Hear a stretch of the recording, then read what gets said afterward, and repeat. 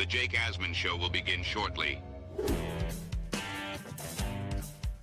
Thanks to all these great Patreon members who help support the show.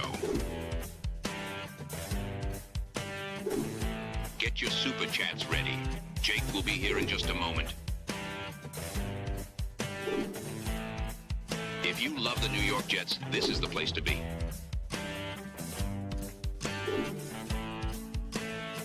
And now, the Jake Asman Show. The Jets are reportedly going after Aaron Glenn guys when free agency starts 6 days from now. We'll talk about which players fit that bill, plus the latest rumors involving the Jets and the quarterback situation. Robby Sabo joins us from JetX. It's the Jake Asman Show. Let's hit it and get it started. Man, our Jets are primed to win another offseason, baby. We bleed Jets green each and every day. Will the playoff drought finally end? Kings of the offseason, baby. This is what we do. At least we have Garrett Wilson. We have Breece Hall. Please subscribe and hit the like button below. Super chat, baby. Cut the line. We have Sauce Gardner. We have Quinn Williams. Prepare to be underdogs. Now it's time to talk all things New York Jets. It's the Jake Asman Show. Here we go on a Tuesday. Welcome in, everybody. Click that like button. Make sure you subscribe to the channel. If you haven't already, you have till the end of the day today to join the Patreon if you haven't, and you want your name added to our countdown ticker for the month of March. Because I was traveling, I have yet to send Gator the updated list of Patreon names. So if you want to support the show, get your name added to the countdown. Get 20% off all merch items. Get 10 raffle entries when you join for the year. And plus all the other bonus shows and Discord access we offer. Go to patreon.com/Jake Asman Show. You have a chance to win this week, by the way. A signed Curtis Martin helmet. A signed Darrelle Revis helmet. A signed Don Maynard helmet. And we added it yesterday. A signed Joe Namath helmet. Our raffle theme this week. Jets Hall of Famers. And before the show began, at 6:49 a.m. Eastern, Austrian Jet Fan dropped a 20 spot of channel memberships. No one has ever dropped this many memberships this early before a show even began. So I salute you, Austrian Jet Fan. The signed Nick Mangold jersey that you won, it's on its way to Austria as of yesterday after I stopped by the post office. So thank you to the Austrian Jet Fan. I want to shout him out for his incredible support at the top of the show. This is for you. Now, why do I play King Lowski drop there? Well, one, Lowski's awesome. And two, folks, ASMANIAC Madness continues today, and Lowski is in action this afternoon. But the first matchup today, polls will open in a bit, features the 6-seed Aurora and the 11-seed Tim from Fishland. Aurora is already in the chat campaigning, saying, please vote Aurora. I won't disappoint you. ASMANIAC Madness has been awesome. Thank you to everyone for making it so special. Joining us right now to talk all things Jets, plus hello, ASMANIAC Madness as well, is the co-founder of JetsXFactor.com, the great Robby Sabo. Robby, how are you? What's up, Jake? Combine, you tired? You energized? What's the feeling after Indy? I feel good. I definitely had enough steak for the rest of the month. Every night, a different steakhouse in Indy, what they're known for. So that was fun. But the Combine's great. I was telling you this off air. I think I like it better than Radio Row at the Super Bowl. Like for what we do with our content covering a team as hyper local as we do, there's just more storylines and guests that fit the audience. And it's just fun, man. Everywhere you go, it's just all about football, whether you're on the street running into Adam Schefter or Jim Nantz or seeing Aaron Glenn in a restaurant or Darren Muji. Like you just see everyone in the same area, and it's really cool. And think about the vibe. It's hopeful. It's optimistic. Everyone's in the running. You're looking forward. You're trying to find the next thing. So I can imagine. I've never been to the Combine. I probably should go actually, but during the off season, I kind of, try to stay under the radar a bit. I think I'll try to go next year. So, I got to get that feeling, Jake. You made me really jealous. Next year, you and me, whining and dining. I'll buy us dinner one night. All right. For all the times you come on the show.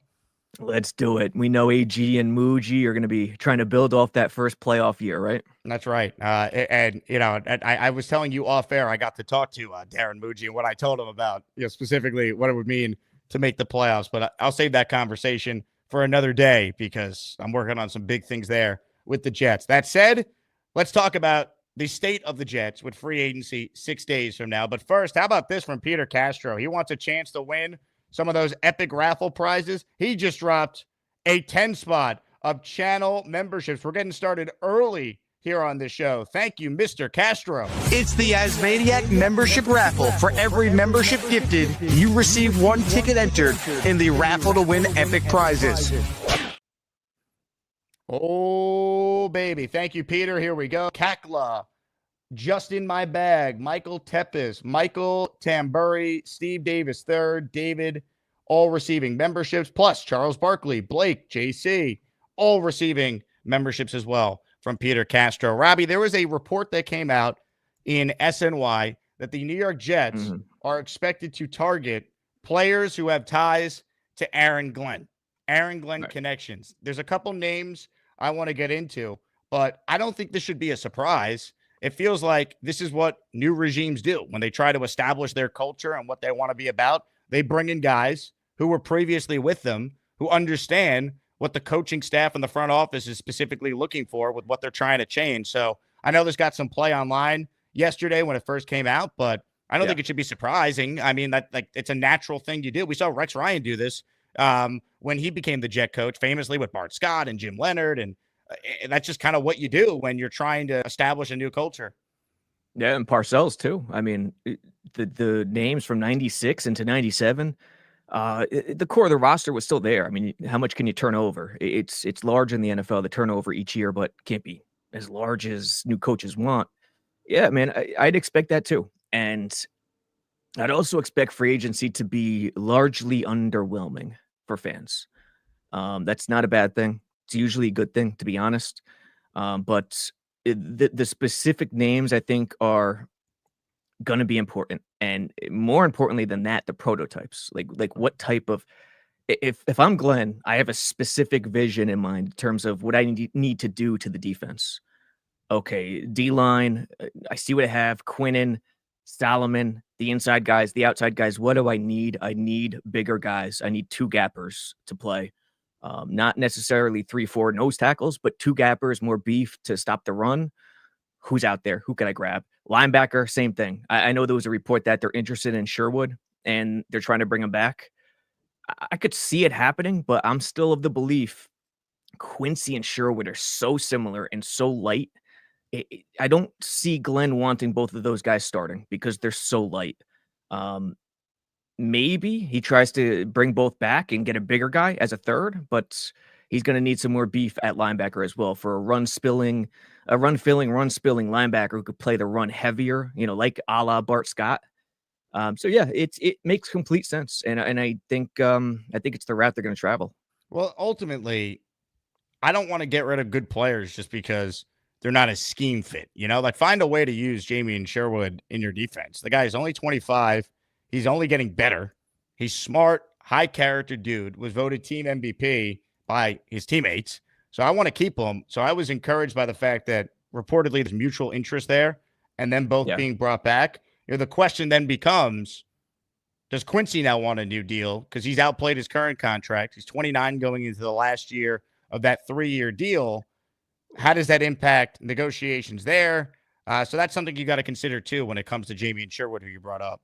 But it's like, yes, I agree with you, but I agree with you, but it's like, would you really good 5'8" receiver? Would you employ 3 of them and run them out there just because they're great? Like, there's a balance and a mix to be had in which sometimes it's not all about talent.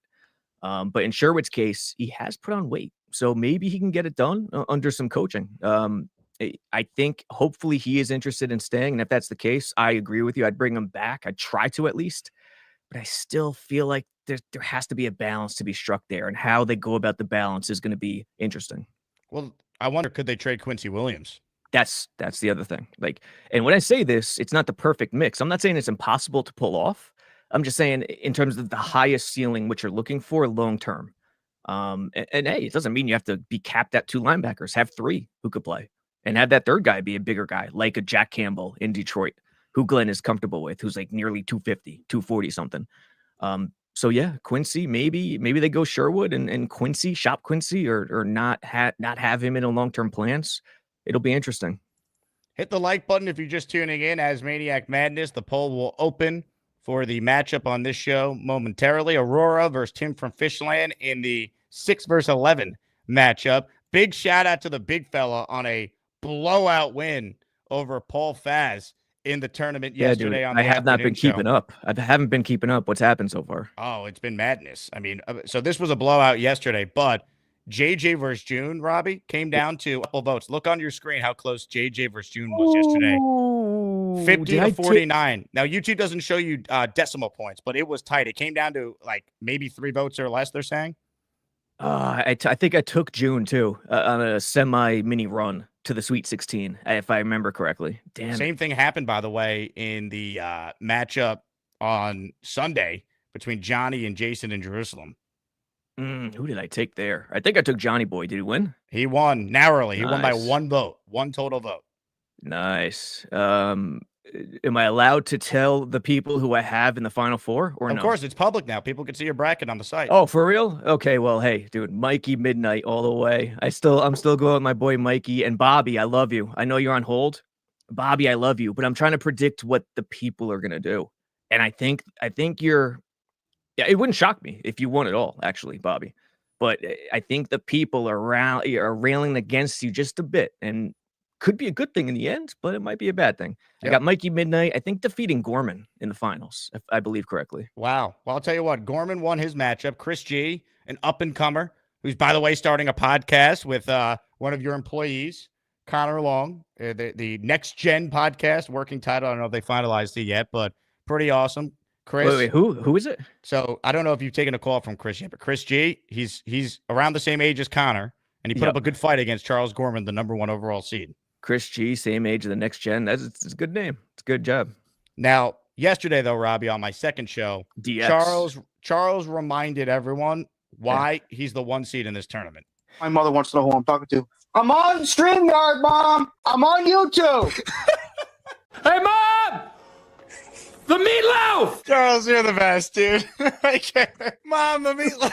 The meatloaf! Mom, meatloaf. Incredible. He's like Stuttering John. He's the funniest unintentional dude of all time. Unreal.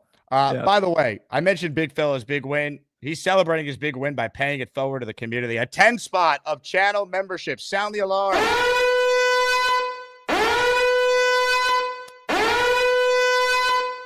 Now, my YouTube's a little slow this morning. Shocking, I know they're having issues, so I can't get the list of names, but I can do this. We're talking as Maniac Madness. It's time to open up the polls as we continue our Jet conversation. Ladies and gentlemen, it is time. Our first matchup on the day features the 6-seed Aurora against Tim from Fishland in the chicken soup region. And if you check the YouTube chat, you will see voting is now live. Vote away. Who you got? Aurora or Tim in the matchup? Just to update Robbie and everyone who's maybe been in and out of the show the last few days, we're going in order by region. We're starting with the top left chicken soup region, which is why if you look at the middle of your screen there, you see Aurora versus Tim, followed by Lowski and Genergy this afternoon. And then tomorrow, the stage is set to wrap up the region with the morning show featuring D's Nuts and Barbarossa, and a matchup everyone's been waiting for. Can the 15 seed do it? Brigga, One Punch Day Brigga against Beastbreaker 666. So that's your look ahead for the tournament. You know, Beastbreaker's got like the, late 80s Miami Hurricanes vibe. Everybody, you either love them or you hate them. And that's going to be interesting to see what happens. I think if he wins, like he could run the table, but it's going to be close every time, every matchup. It's going to be a great battle. Because Brigga brings it, pun intended. He's going to have to hit his free throws late, Beastbreaker. No doubt. His form, I don't know, man. He's like the Johnnies right now in the free throw department. How about Rick Pitino with the white suit, too? Man, dude, shout out to the Johnnies. Went there on Saturday. Did you really? You went to the game? Did you wear your white in the whiteout? Of course I did. I wore my white. Nice. I had a red St. John's hat. I have one of my really good friends is a huge St. John's fan. So I've been to 3 games this year. I mean, I'm in. I've always liked Pitino. I think he's one of the greatest coaches ever. I mean, this is one of his most incredible accomplishments, regardless what happens from here. That program has been a joke for basically 25 years, and he somehow got him to be good immediately, which is insane. But yeah, shout out to St. John's. Yeah, dude, I grew up in the 90s, and the Artest, Felipe Lopez, and Don Hamilton teams were my favorite, and they were bricklayers too. They couldn't shoot. So it's kind of the same with this team, but they got Pitino. That's the difference. Robby, a report came out over the weekend from SNY that names to watch for the Jets at quarterback feature Marcus Mariota, Carson Wentz, and Justin Fields. Now, you recently wrote a great breakdown on what the offs would have to look like with Justin Fields. So I want you to share that with the audience, and then we could talk about these other two names, which, I mean, just shoot me if they sign Marcus Mariota and Carson Wentz. I'll say that in advance. I mean, dude, load the gun now because something's coming like that. Dude, Fields, listen, it's intriguing. I brought him up a while ago. Like, we were talking about Fields early on the show, and I could see Glenn having interest in that type of quarterback because when you're a defensive mind, the backbreaker, above all backbreakers is when you cover well and you're playing great defense. It's third and long, and then the quarterback takes off and just destroys your soul. It's just, as a defensive coach, it feels so cheap. It's like, man, we did everything right, and then the quarterback just scrambles and gets a first down. So I could see Glenn having that interest in the way that this new NFL is working. Hurts, Lamar, get his own read concept going, get everything right. But if you do that, this is the caveat. If you bring Fields in, everything changes, and you have to realize what you're sacrificing. You are sacrificing a lot. You're sacrificing an outside, crazy, deep, really consistent passing game in which Garrett might get his numbers. He might not, but that's it. I mean, the number 2 receiver is not going to get much. Tight end's going to have to be more important. You need more power. You need more maulers on the O-line. You have to get bigger on the O-line. When you look at the Eagles, when you look at the Ravens, they're bigger. You need that in a zone read type scheme. So everything changes. The personnel, your backup quarterback. Does Tyrod fit that? He fits it enough. But it's not perfect. And it's tough to find a perfect backup quarterback to like a Lamar offense, a Hurts offense, a Fields offense. But I could see them being interested. But, caveat warning to everyone, if you go the Fields route, you want to tailor the offense to his skill set. And that means taking a lower ceiling and changing a lot of the personnel and changing what they do and what they teach this offseason. If they go in a different direction next offseason, they're starting fresh. There's no building upon that. So that's the warning I say to all Jets fans. You got to hope that Fields, with good coaching, can maybe still get better as a passer. I mean, that's what you're hoping for. I mean, his completion percentage, to be fair to him, has improved year over year since he's been in the league. Yeah. Listen, I'm not trying to overstate it in saying, hey, they're going to run the wing T and never pass it. It's going to be Army, Navy. No, of course. There's going to be some pro principles, but it's not, you really have to change a lot of things in terms of tailoring it to him for his own good and the team's own good. And I'm not trying to trash Fields' throwing ability. He can improve. It's possible. But you got to use his legs. I mean, that is why he's so attractive. So, there's just like any player, there's risk reward. There's a trade-off, but Fields is a little deeper. It's a little further in terms of the trade-off.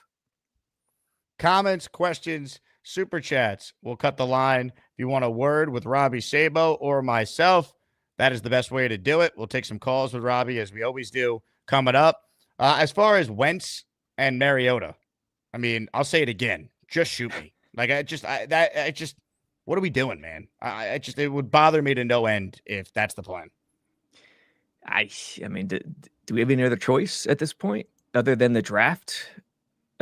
Jackson at that point, if they sign Carson Wentz, trade for Cam Ward, I'm done. I don't want to watch Carson Wentz and Tyrod Taylor this year. Yeah. I think last time I was on the show, I said I wasn't in love with Shador. It was very early looking at the film. I think Cam Ward is leaps and bounds ahead of him in terms of a prospect. I think Shador is a lot closer to the other quarterbacks as opposed to Cam Ward. So I really don't like Shador at 7. If he drops, it's going to be tempting. No question about it. Dude, I think he's dropping. I do too. I woke up with this feeling that Cam Ward's the first quarterback and Shador's going to slide like Rodgers did and Brady Quinn did and some of these other notable guys that slid when they were supposed to be top 5 guys originally. I do too, but I think what's going to stop him from sliding to like Rodgers territory is just this new NFL. Like 20 years later, they take quarterbacks even if they're not in love with them because they know it's a lotto ticket, because of the salary, and it doesn't destroy their franchise for 5 years forward. So I hear you. I think he's going to slide. Mariota, no. I'd take Fields over Mariota any chance because the ceiling, the potential in terms of coaching them up, they're very similar players, honestly. And then Wentz, I guess Wentz is the only wild card. I wouldn't target him. I'm not in love with the idea, but him sitting, watching, having some time under Andy Reid and Mahomes, I guess, but I'm reaching here. I'm really reaching. Yeah, it's just like you're trying to sell yourself on maybe, Yes. but it's like, come on. Yes. Here's the thing with Shador. McShay said what he said today about some teams basically feeling like he didn't want to be there in these interviews, like didn't really care. Like you're starting to hear the always Dion's kid. It could be one of two things to me. One, he's actually going to slide. Or two, it's already been worked out behind the scenes with Dion and a team where Shador knows where he's going, so he doesn't really care about all the other stuff, Yeah, or maybe he's intentionally doing that to get somewhere as well. Or it's being put out there so he does slide so a team could get him. That's also part of this too. Yes. So, yeah, I don't know. That stuff, yes, it matters. If he's there at 7, would you take him? Probably not. No. Probably Really? not. Now, I would try and trade at a 7 if he's there at 7 to see if a team would come up and agreed. give me picks. Agreed. I would do that too, unless, one of the big guys falls, talking interior defensive tackle, that kid, Graham. It depends. It depends on what the board looks like. And listen, it's still early March. I'm getting into the Dart film today. I'll have a breakdown, I think, later today, if not at the latest tomorrow morning. I don't know. I would not take Shador. I would try to trade down as well. Do you think you're going to be a Dart dude? I don't know. At 7, that's really tough. I got to be honest. But the stuff, him being arrogant and all that, yes, it matters. But I'm not even there yet. Like, I'm still looking at the film, and what I'm looking at in the film, it's just not that impressive to me. I just don't understand why he has been automatically placed as 1A or 1B with Ward. I just don't get it based on the film. Well, that's been the talk coming out of Indy. Like, the conversation's not who the best quarterback is, it's who's the second best quarterback. Like, QB2, QB3 is not ironclad. Cam Ward, I think, has distanced himself as the number 1 guy, but I think after that, there's a debate. Yeah, I don't get it. He doesn't. Yeah, he's athletic. He can move. He's not crazy super athletic, and if he was, that would help him big time in terms of today's NFL. But his arm, good arm, of course. You have to have a good arm to be even considered drafted. It's not elite. His motion is fine. His anticipation is fine. I just don't see.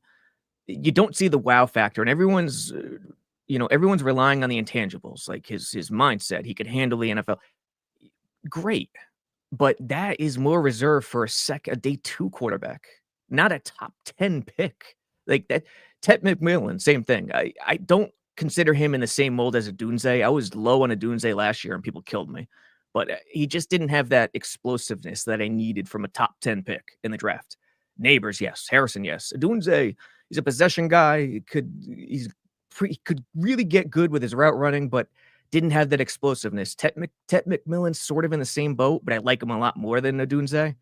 So that's what I'm looking for. You got to be beyond special and beyond unique in terms of explosion in the top 10. And his arm, no explosions there to make up for what I'm not seeing pop off the chart with his arm with Shador. Would you rather take Shador at 7 or Ted McMillan at 7? Probably Tet. I think I would McMillan too. Because it's a lower ceiling. I know he's going to give me 50-50. He's going to give me possession. He's going to give me high point. He's going to give me a sideline target, a red zone target. Have you watched Matthew Golden yet? Tannenbaum said that he's going to be the first receiver off the board now after his combine. I love Golden. Golden I like a lot. Better than Tet? I don't know yet, honestly. I don't want to put anything out there. It's close, but I'm still doing quarterbacks. I don't know. I'm reserved on Tet because of the lack of explosion. Golden, on the other hand, I think a lot's going to change with the receivers. I'll say that. But think about it. McConkey, how good is McConkey after that first year as a rookie? And people were laughing at others who were saying McConkey, I would take McConkey over a Dunze. Like we get married to the mock so much that it's wise to remind ourselves that it's just people guessing. Like, stop it. If you really like a guy like McConkey and you know he's the real deal, he's one of those dudes that's gonna get it done, a la Wayne Corbett, you draft him. And then it's I think that is what Shador fans are hanging their hat on. We'll see if they're right. Ladies and gentlemen, another blowout in ASMANIAC Madness is brewing. Aurora is up 72-28 with 175 votes that have been cast since polls opened 12 minutes ago. Looks like Aurora is set to move on unless Tim from Fishland calls in, if he's out there, and tries to state his case why he should advance past Aurora in the matchup in the chicken soup region. This afternoon, a heavyweight battle. King Lowski, Genergy, not your typical 3 versus 14. A lot of love for Genergy. And we got 2 4%ers in action today. For those new to the show, my demographic, according to YouTube for a long time, was 96% male. So we would joke that the women who watch the show were the 4%ers, the 4% female demo. Well, Robbie, I don't know about calling them 4%ers anymore. Over the last 90 days, you could see my female demographic is now at 4.5%. We round up. That's 5%. So the 5%ers for now are actually doing some damage in this tournament potentially. I know. That is solid. I got to admit, I mean, YouTube is male dominated as it is. What we talk about is listen, you try to mix it up and try to do what you can. We even, we have Rivka, so we do our thing at JetX, but hey, I'm cheering on the female demo, no question. By the way, just to put it in perspective, the fact that the average person watches the show for 17 minutes and 32 seconds if you're a male, and 17 minutes and 49 seconds if you're a female, God bless you. That's Thank like you. church. Yeah, it's like hanging around for church. That's a long time on YouTube. I mean, I'm a radio guy, so like to get a Nielsen point, you have to have 5 uninterrupted listening minutes in a quarter hour. Yeah. And like I'd have the #1 ratings in New York City if people listen to me on ESPN New York for 17 minutes nonstop, Yep. Yeah, there's same thing with writing and website and written content. The time on page is, people don't realize how quickly what the average is when someone clicks on an article and then clicks off right away. You gotta capture their attention. Gotta make them scroll down. It's a crazy short attention span world we live in. No question. Ladies and gentlemen, the great Rick Kent, an actual superhero, just dropped 20 channel memberships for the people. Get your ass off my super chats. Some of these are gifted memberships too. Hey. The hell with it.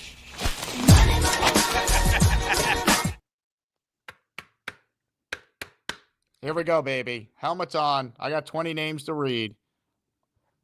Friggle D, JD Surf City. That's our guy, John. Nick Shine, who co-hosted yesterday. Lauren Shorty. That's like Nick's like 7th YouTube channel. Trial Trek Family. Gus. Alfredo Ramirez. Attic. J. LSE. RX Moves. Jose Constantino. Cap24. Miss Coco. Bobby O'Brien. Jets Media. Hey, shout out to Richie. Christian Martin. Nikki NFT. Andy Bujario. Dorkless Bella, all receiving memberships there from the Rick Kent. Rick, thank you very much for your support. We'll get you down in the raffle for 20 raffle entries with that one. I know Rick is gunning for the Namath helmet, or especially the Don Maynard helmet, because you don't see a ton of Don Maynard merch out there. These are all going to be raffled away, Robbie. Dude, the authentic face mask does it for me. That's what does it for me, honestly. On the old school ones, yeah, dude. This one right here, yep. Both of them, like, pretty good. Pretty effing solid. Rick, thank you very much. Awesome support from the ASMANIACs so far in March, and I think I'm going to add another raffle prize to the 4 we have. I gotta buy another Hall of Fame item from a Jet player to stay with the theme, but because of the support from the chat, the ASMANIACs, it is certainly worth it. Question from Curly: when will the Jets not be in poverty? uh, Never, Curly. As long as you're a fan, they're always going to suck. So please find the new team. yeah, I mean, listen, who says poverty's bad? Don't say it doesn't mean it's bad. Poverty. Let's work on changing the definition of poverty. How about that? Right. Doug with a super chat here. As Maniac Madness, baby. Can't wait to go on a VCU type Cinderella run. LFG Jets. Also anti-trading up. I'm not sold on Ward. Doug, good luck to you. I'm trying to remember what Doug is in the bracket here. Let's see who Doug's got in the first round. I think he's on the right. I think he's in the train region. Yep, he's playing Philly Noodles in the 10-7. And if he wins that, he'll probably face V-Man. So good luck, Doug. Hopefully you could go on a run.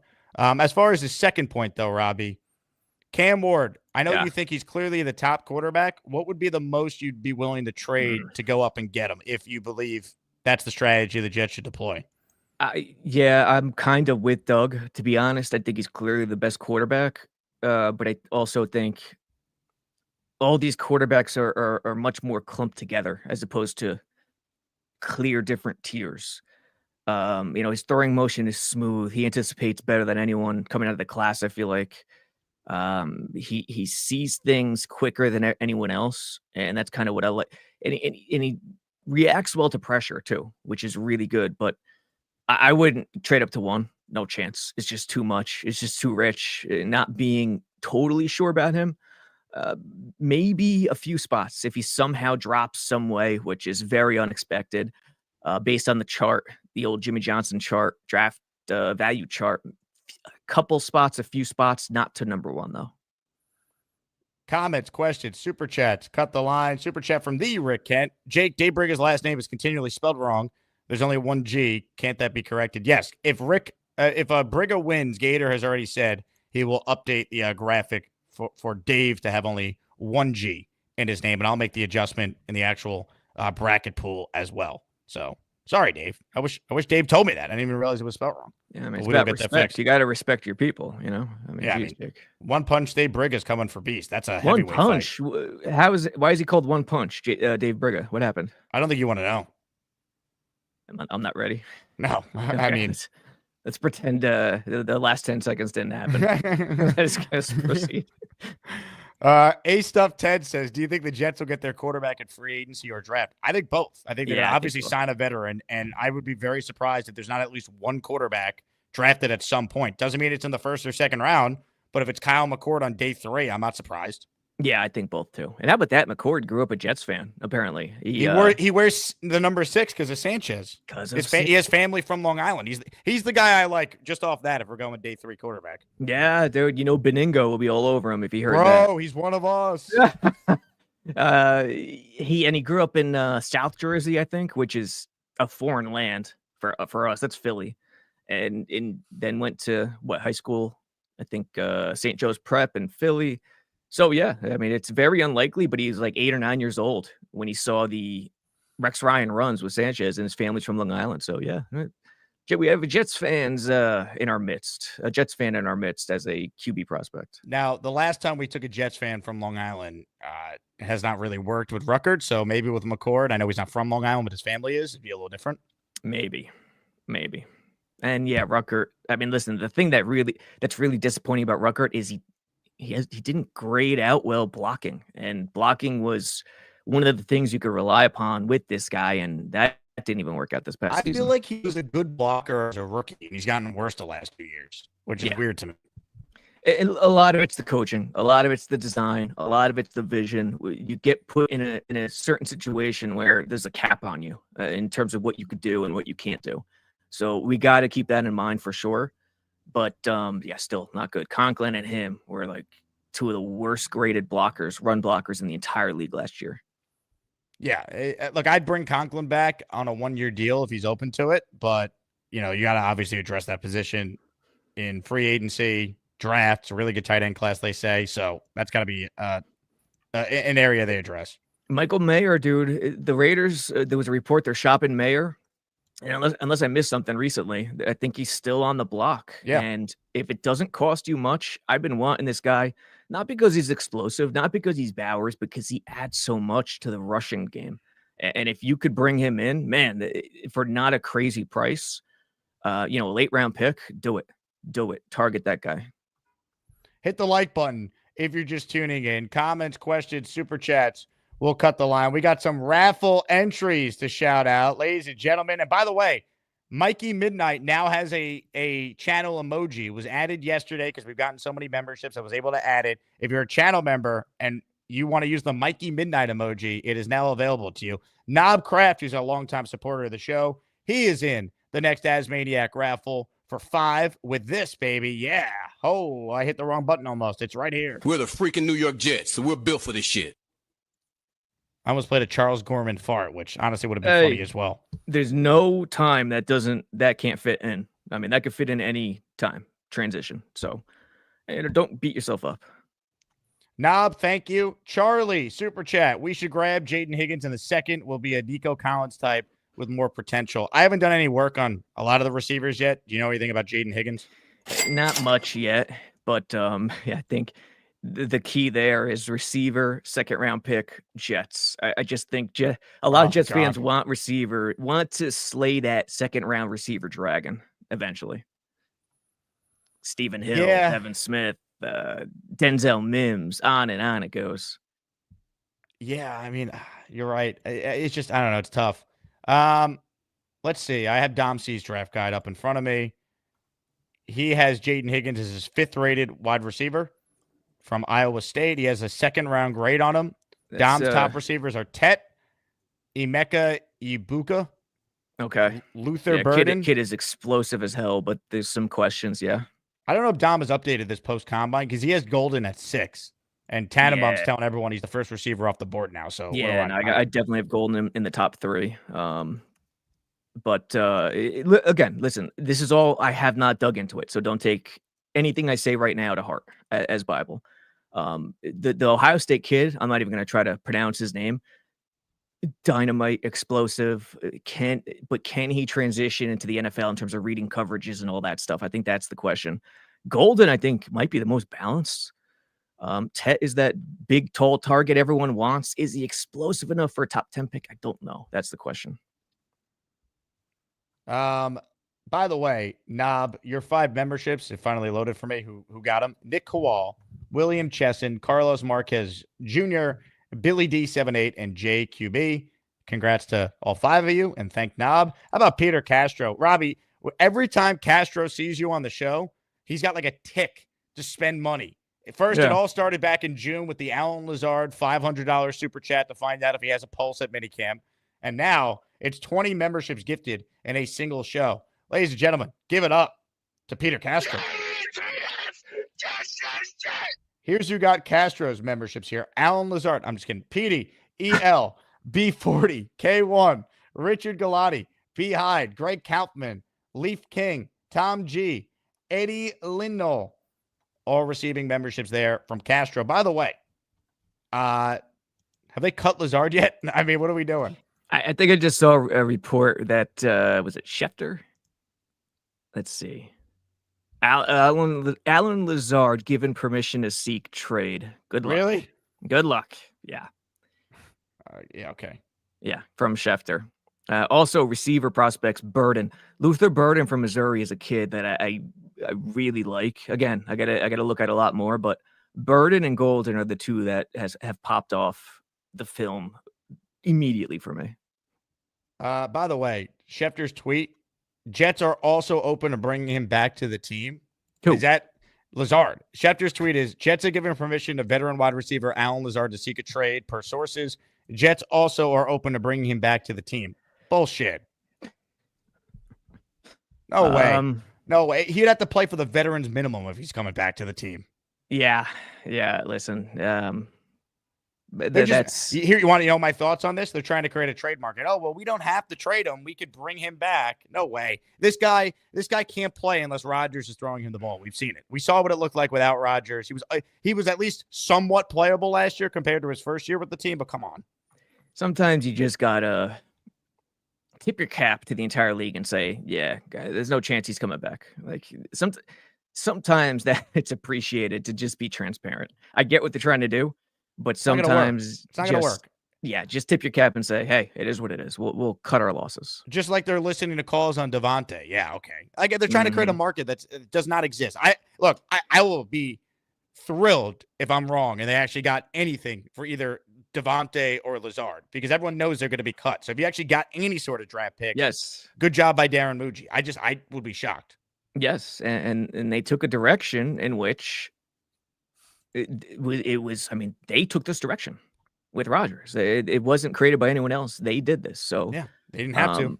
They didn't have to. No, they didn't have to. They did this, and you got to wonder why. I mean, the response was, in the official statement, was try to be respectful to Rodgers and whatever. But hey, it is what it is. Sometimes you have to cut your losses and not try to create that market, because everyone looks around and remembers it for the next time. By the way, basketball news: Kyrie Irving's season is over. Oh, brutal. Dallas. He stayed in the game last night to shoot the free throws, but it looked serious. Torn ACL. So you talk about a nightmare season for the Mavs coming off the finals run. Luka's gone. They bring in AD. He gets hurt in the first game, and now Kyrie's done for the year too. So they're cooked. I mean, I've been paying attention to the Knicks, obviously, with Knicks X Factor. Check it out, knicksxfactor.com. Got a breakdown on how Mikal Bridges played great defense 2 games ago. But I haven't even paid attention. Have they played well since the trade or no? They've been okay. They've been okay, but nothing great. Because you said Anthony Davis got hurt in the first game, right? Yeah. And he was amazing in that first game, too, till he got hurt. Just the full AD experience right away in Dallas. Sorry, Mark Cuban. Shame. Yeah, he pulled a Kobe last night. He was like, in tears at the free throw line, just trying to stay in the game. He hit both free throws, then had to come out. So he did what Kobe did on the Achilles, tore his ACL. Here's the tweet from Schefter, by the way. You can see the line. Jets also open to bringing him back to the team. The only way Alan Lazard is on the team is if he's playing for next to nothing, and they could just justify it. Like, we need bodies in the receiver room right now. No, how much money are they saving if they get rid of him? At this point, it has to be solid. So there's no way he's on the roster. None. Yeah, it's not happening. It is not happening. Hit the like button if you're tuning in. Curly with a super chat. You're right, Jake. Every team I root for is a rudderless ship on a sea of poverty. I apologize to everyone in here. I blame myself. Was that the poverty dude for the first time? Okay. Well, Curly's in here every day. He's a great guy. I met him at the home opener this past year. Here's how good of a guy Curly is. He drove V-Man down to the game. Like, they live in the same area, so Curly picked up V-Man so V-Man could join us at the tailgate we did for the home opener. Yeah. But Curly just every day is just miserable, and I get it. But I just don't know how he does it every day. Yeah. Hey, God bless you, sir. God bless you. And I'm looking here. If they cut Lazard, they're saving at least $6 million, I think. So I think it's more than that. Is it? Yeah. You knew this was happening. Robert Saleh last year during a press conference said, well, he's on the team for another year and a half. He said the quiet part out loud about his contract being basically, cuttable after his second year. Yeah. Yeah. Again, it's transparency. Sometimes it goes a long way in terms of the long-term value of the franchise and future dealings with the entire league. Yeah, it's tough. It's just, we were talking about free agency before. The Jets have tried the big names of free agency. It really hasn't worked. They need more John Simpson types where we're like, who? And they end up being really good signings, good value players. That's what they need this offseason. They've tried everything. Like, I hear Jets fans saying, oh, finally they're taking the right approach with no buzz and doing things the right way. Dude, when Douglas came here, they could not have gone slower and more under the radar with free agency and breaking it down and building the slow way and patient and right way. Get coaching. If Aaron Glenn's the real deal, Rodgers, everything else, if Aaron Glenn is the real deal, they will be good. They will be fine. That's what it'll come down to. So slow way, right way, as long as you don't make a mess of the cap, if you have the coaching, you're going to be a program. That's it. Just hang your hat onto that. Ryan, new article saying Jets are open to bringing Lazard back. I think this was before we talked about it, Ryan, so appreciate your support. We just hit on that. Darius writes in, will the Jets be bad enough next year to actually draft a good quarterback the following year? We do this every year. Well, next year is going to be no, you have no idea. Everyone said this year that this quarterback class was going to be great when you had the Carson Beck in it, Quinn Ewers, the clear first-round pick, and those guys are probably day 2 or even day 3 draft picks. Like, I don't want to think about next year other than Arch Manning, who might stay in school for another year because he doesn't need the money. His last name is Manning, and NIL is legal now. There's no guarantee he's even coming out next year. You're going to tell me Drew Allards can't miss? Like, who are the can't miss players? Garrett Nussmeier? Like, we don't know. So if you think Cam Ward's the guy and you believe in him, fine, do it. Like, because there's no guarantee you're going to be able to get someone better next year. You have no idea. No. So, like, I'm not doing this, oh, well, let's just wait till next year nonsense. You don't force it this year, but if you're on the fence and your thought process is let's just wait till next year is a very risky thing. If you believe the guy is a franchise quarterback, go and get him this year. This isn't the NBA. As much as so many outlets try to make you think that, it's not the NBA. Colts, Peyton Manning, Andrew Luck. I mean, that's literally the only transparent example I could think of where a team tanked and it worked out. Semi worked out. I mean, Luck eventually retired way early than anyone anticipated. Forget next year. Like Jake said, draft a quarterback this year. Get a good quarterback. Doesn't have to be in a top 3. Draft a good quarterback. And most importantly, have the coaching. If Charles London is the real deal, if Tanner Engstrand's the real deal, draft a good quarterback and he can be the guy. That's it. It's about now. It's about this season. Comments, questions, super chats. We'll cut the line, ladies and gentlemen. Update in ASMANIAC Madness. It is an absolute blowout right now, folks. 70% of the vote for Aurora with almost 300 votes that have been cast. The 6th seed, Aurora, looks destined to defeat Tim from Fishland and advance to the next round of the greatest tournament in sports, ASMANIAC Madness. Dun, dun, dun, dun. Dun, dun, dun. There's nothing like it, folks. Where's Fishland? Where's Fishland? That is Florida.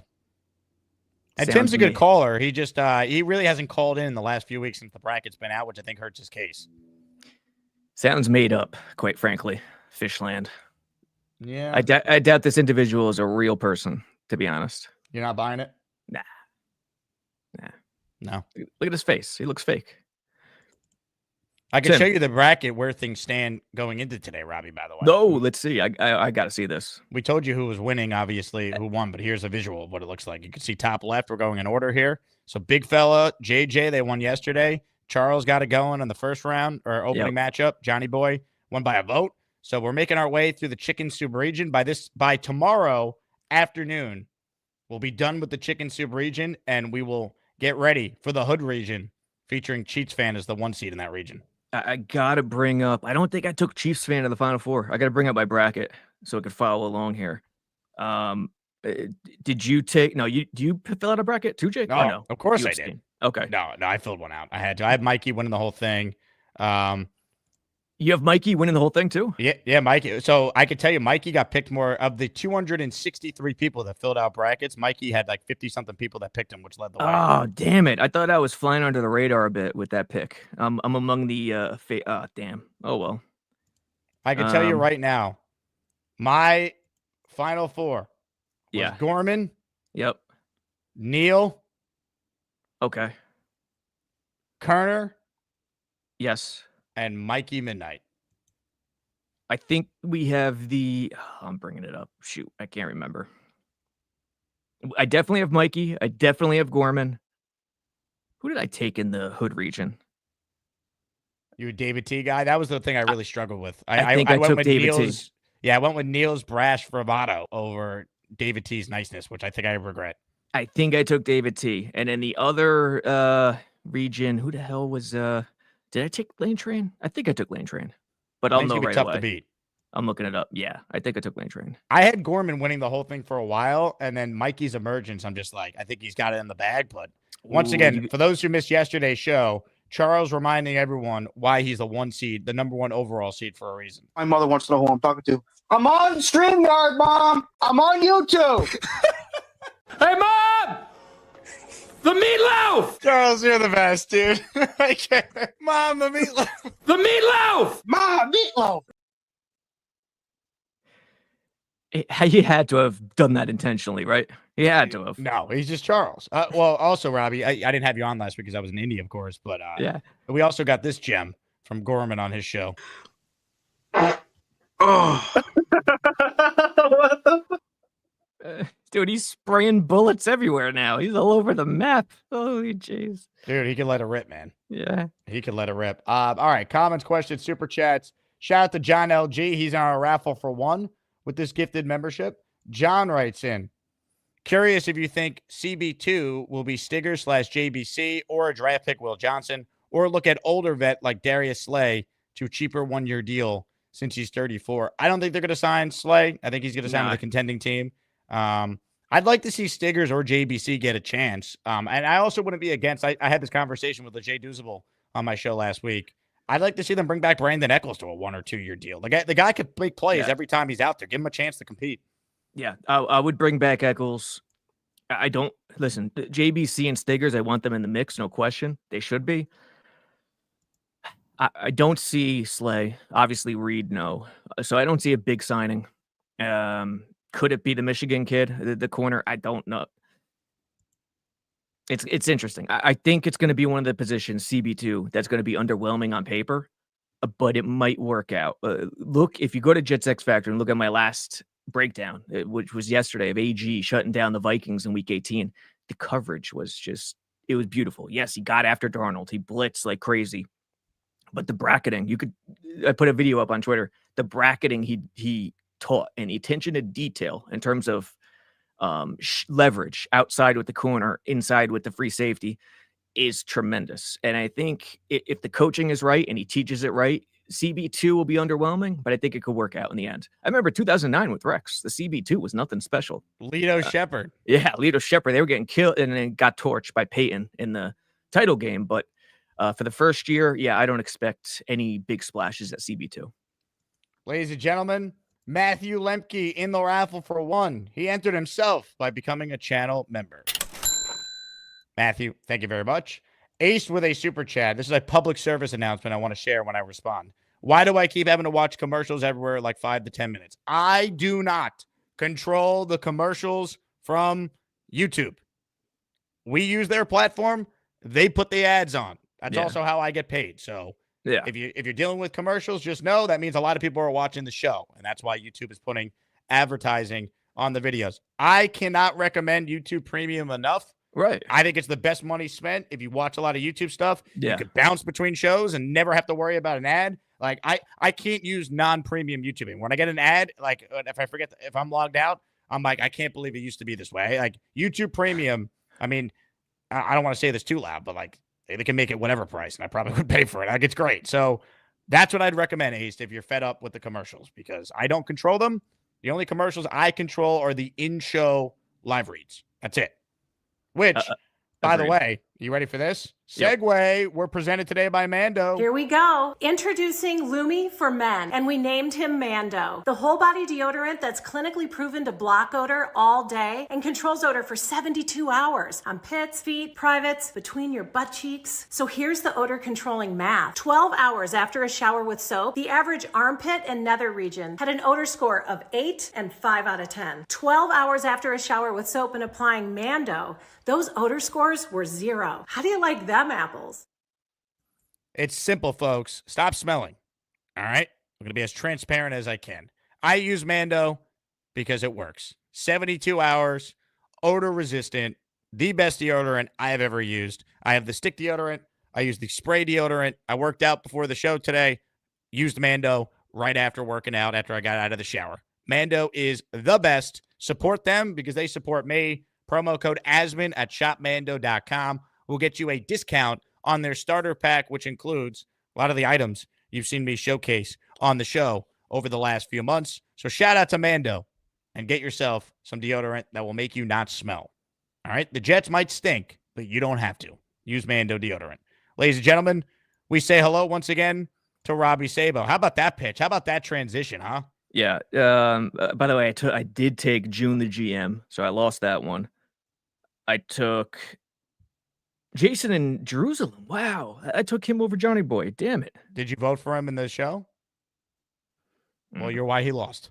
Damn it. He lost by a vote. You could have helped him. He lost by one vote. You know how hard that is to lose by one vote? That is just, you're really, damn, that hurts my heart. Oh, well. And Bobby, by the way, if you're still on hold, I'm rooting for you. I'm rooting for you. I can't wait to hear what Bobby has to say about his chances.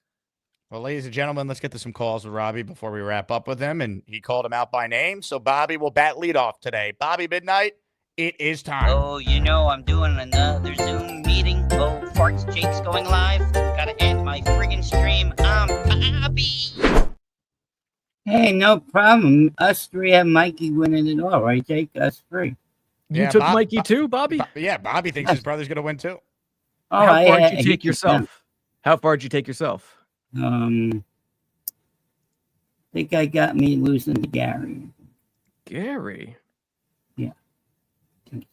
So you only got one game? Wait a minute. What is me and Michael? Yeah. Michael beats me, I think. Gotcha. Who I know. No, wait, I have J-Quest beating you in the second round. Well, that's good. Congratulations. I appreciate that. You take that. Robby, you saw the video of J-Quest finding out he made the tournament, right? Yeah. I think so. I'm not positive, but I think so. Is that the one on the couch where he had his with his family? Yeah. I saw that. Guys, I'm really nervous. I don't know what's gonna happen if I don't get in. We might lose the house again. I know it's gonna be the third time, but let's just see. It's about to come on. Let's see what happens. Look at the screen. Look, it's about to come on. 2. Yeah! Let's go! Let's go! Let's go! We're in! We're in! Let's go! We're in, baby! We're in! Woo! We're not losing the house! Yeah, Jake! That's like the teams when they go to the teams. That first line by the wife, "We might lose the house," is an all-time. That's classic. his daughter. That's his daughter. Wait, Dave or whatever. All-time classic. Whoever wrote that, I gotta know that person. And Bobby told me they had to film that like 3 or 4 times because him and his family just couldn't keep it together, trying to be serious during it. Like get the cue cards out. Robby, why do you take me him over me then? If you like me so much, you should. Because you are a content creator. What you do, I am not a content creator. Listen to me. Listen, hear me out. What you bring information to fans. What you do is you're not boring. You do things where people either love you or hate you, and that's the best way to be. That's the best way to be, Bobby. Show them what I did to you last night. What happened? You know what I did to you last night when before the end of the show. What? Remember last night you ended the show with I went on before you ended the show. Bobby, you're mumbling again. No one can hear you. Remember you ended the show. I thought you ended the show. I went on and you were still on. Yes, Bobby went live while I was still on. Yeah, he tried tried to take me on head to head. No, that's fine. I did lose 3. I did lose weight this week, so I'm very happy for myself. Good, man. That's awesome. Yeah. Well, let's cheer for the Jake West, then. You have a good day. No, dude, Bobby, you got to cheer for yourself, brother. You got to cheer for yourself. I cheer for Michael. That's who I'm cheering for. Okay, yeah. Why Who's don't older? You have you some or self-respect and cheer for yourself, Bobby. Be a competitor out there. Who's older, you or Mikey? I'm older by a year. Okay, so you were his role model. You paved the way towards Mikey Midnight's greatness. Think about it like Jake, that. I'm wearing your shirt hat. See? I love it. I wore it just for you. Looks good. Did you hear me about you being a role model, Bobby? Yeah, I try to be. You paved the way for your brother. Like you paved the way to his greatness. So if he wins, you win. You know that. Yeah, no, that's fine. So no, I'm gonna go after Jake's show as soon as Jake ends. I'm not going to tell everybody how much I lost. So stay tuned, Robby. You better jump on my show so you can see how much I lose. All right, when do you want to do it? After Jake's show, right today. I can't do it today. I'm hopping on Twitter. Okay. Never mind. You come over. Whoa. You can't get mad at him that he's just doing an hour appearance on this show and he doesn't immediately have time to then go on your show later. He plans his day around this appearance. I'm doing a Twitter live thing. Check it out on Twitter. After that, I'll hop on. Go live right now, Bobby. All right? You want to go live so bad? You go live right now. No, I'm not going live now. I said I won't do that anymore. You be good, Jake. Have a great day, everybody. Oh, here we go. He's back, baby. No, I'm not. Midnight. Oh, No, here we go. I'm gonna get a job soon. The lady might call me tomorrow. Yeah, I've been hearing about this for a while. I'm waiting to hear. I mailed the thing just yesterday, Jake. It takes time. 2 days. Right. Not even. Yeah. I'm gonna get that. I'm gonna get help. Can't do it by myself. Good luck. So everybody have a great day. I love everybody. Enjoy your day. All right. You're ridiculous. Yeah. Oh, you got one more call? You got enough for one more call? Look at Jake, he's laughing. I've been waiting in the back. You put that guy on. Who is he? You're ridiculous. Yeah. So how you doing, Robby Sabo? Good. What's up, buddy? No, goodbye, Bobby. See ya. I thought we were gonna get one of those again. We almost did. He's a character. He's on his period again. That's what happened here. Hey, let's be honest. Let's cut him a break. When you're losing weight and you're trying to be healthy, it's a transition. We all know that. So I'll cut him some slack in that regard. But he's got to take the older sibling pride a little bit more seriously. Like, yeah, he's like giving up. It's like, Bobby, you've been calling the show for 3 years. Mikey Midnight's been calling it for 2 months. You're already just giving up your turf. Yeah, you got to understand too. The tournament doesn't result in who the best Asmaniac is per se. It's just for that moment, and the best characters who make the best radio are polarizing, love or hate. That's not going to do well in a tournament sometimes. Let's be honest. So once you break down that nuance, you feel better about yourself. Knob using his free Asmaniac super chat for being a member for 15 months. Thank you, Knob. Bobby should theoretically be DQ'd because he got his own channel and definitely a content creator, not a regular schmo caller. Well, we differentiated that, Knob. Bobby does a show, but it's not a Jet show. So the reason why he's eligible and Gorman's eligible is because they just have YouTube channels, but they're not doing like Jet's content. Like there's a difference between Robby Sabo and Bobby Midnight. Connor Long is probably a better example because he started off as a caller on this show, now has his own content. And plus, Bobby is live so much that it's like the Truman Show at this point. Right. So is it content? It's his life. So I think that's also important to note. Bonesy says, Asmaniac bracket is everything. The success of this tournament has been unreal. The Selection Sunday show having almost 3,000 views and the word Jets wasn't uttered once over 3.5 hours is amazing. That's beautiful. Like, and having to explain it to people who don't watch my show, but like, no, I do things on the Jets. They're like, what is this? Like, I don't get it. I'm like, you gotta watch. That's the goal of shows and content, connection, community, people. That's it. All right. One last comment here from Adam. He says, Jake, Robby, lethal duo. Loving the show as always. Thank you, Adam. Do we see any scenario that the Jets get any picks for Adams and Lazard? I doubt it myself. I said it earlier, Adam. I'd be shocked. So I'd love to be wrong. I give Muji all the credit if he gets anything for either of those guys because I think they're going to have to cut both. Yeah. Yeah, I think if he gets anything for either one, I'd have some questions about Muji blackmailing the opposition, whoever traded. So the short answer, no.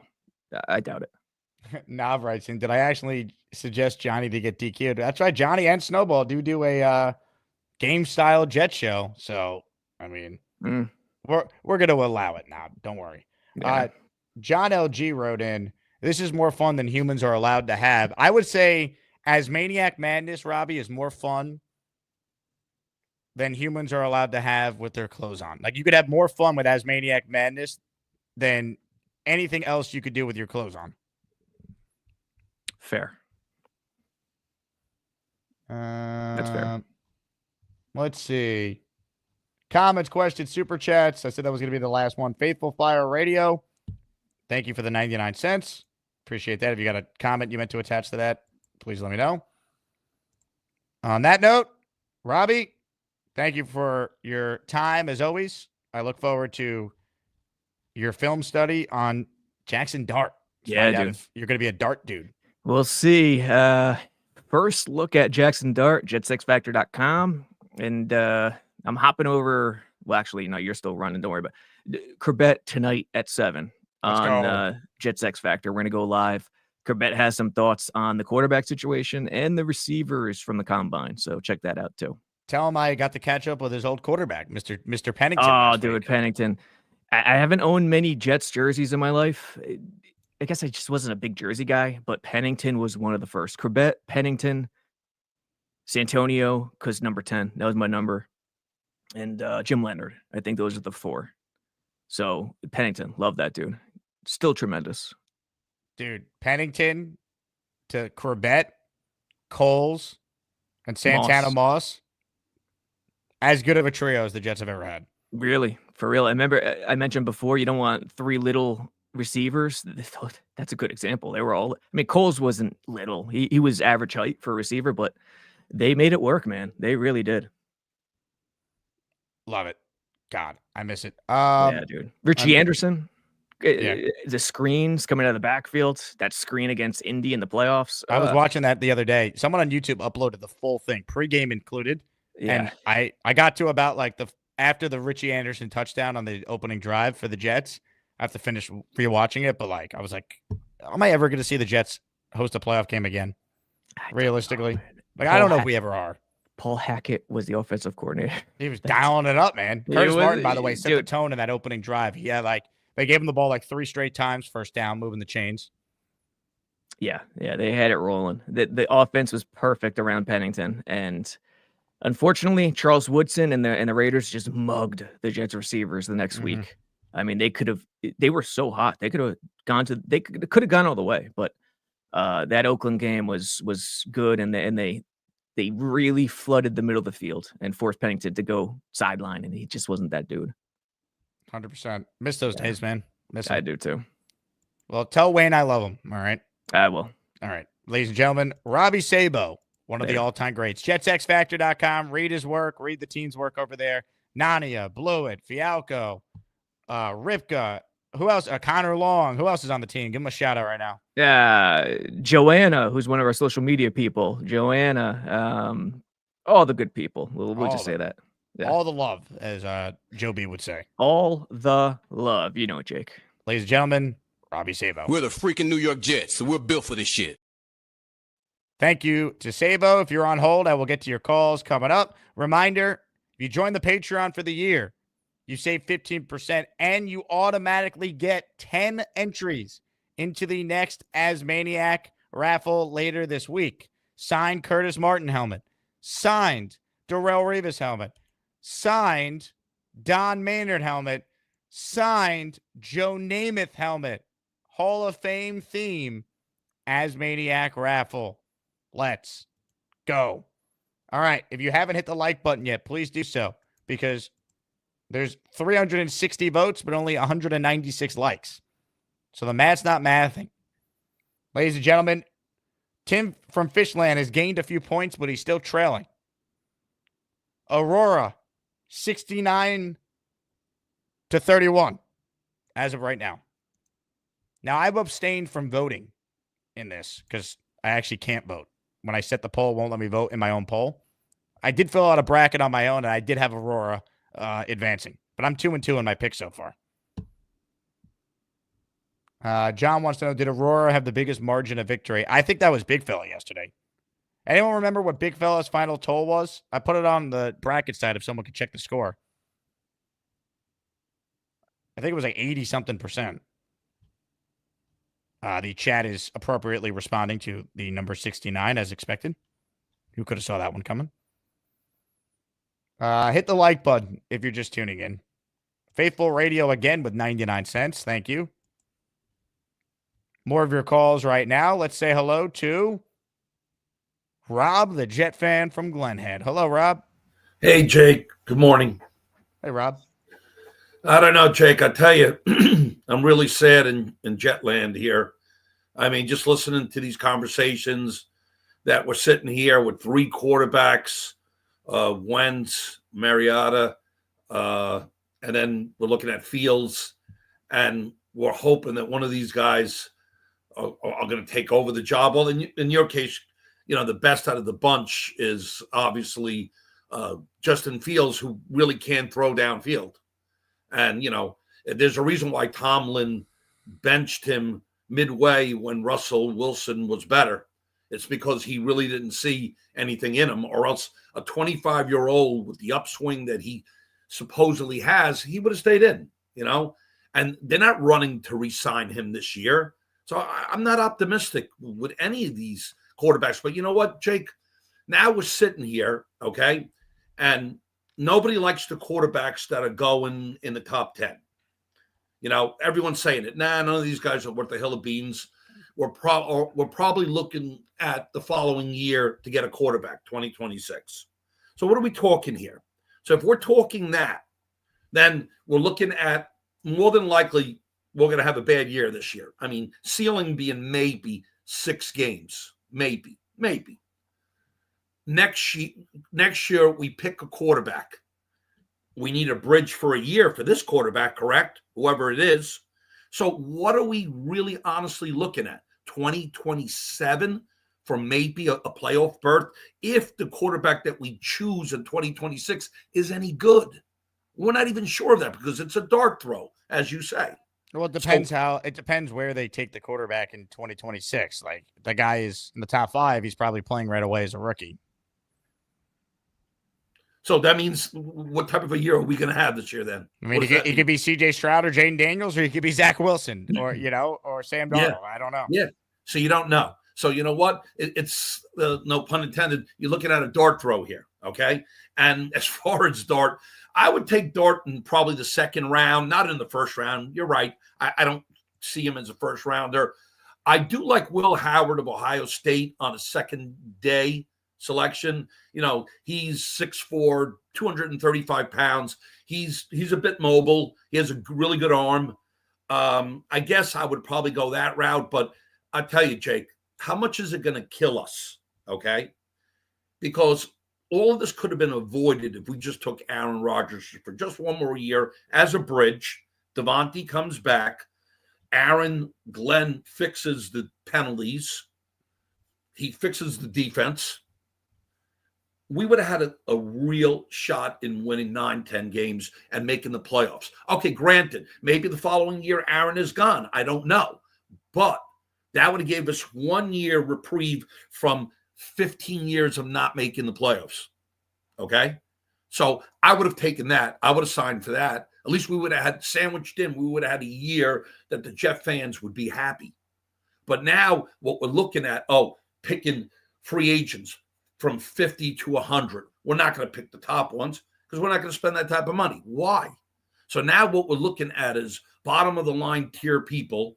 We're looking at 2 or 3 years until we get better, if you look at it, because that's what you're looking at. And people seem to be happy about it. I can't say that I am, but to each his own. And now if AR goes to the Giants and the Giants make the playoffs, tell me, Jake, that wouldn't be a dagger through your heart. Tell me that wouldn't destroy you. I'm not going to worry about it yet. I hope not, Jake. Please, no. But that's the type of luck that we have. Come on, Jake. Sure. I mean, I think Aaron Rodgers is going to play well.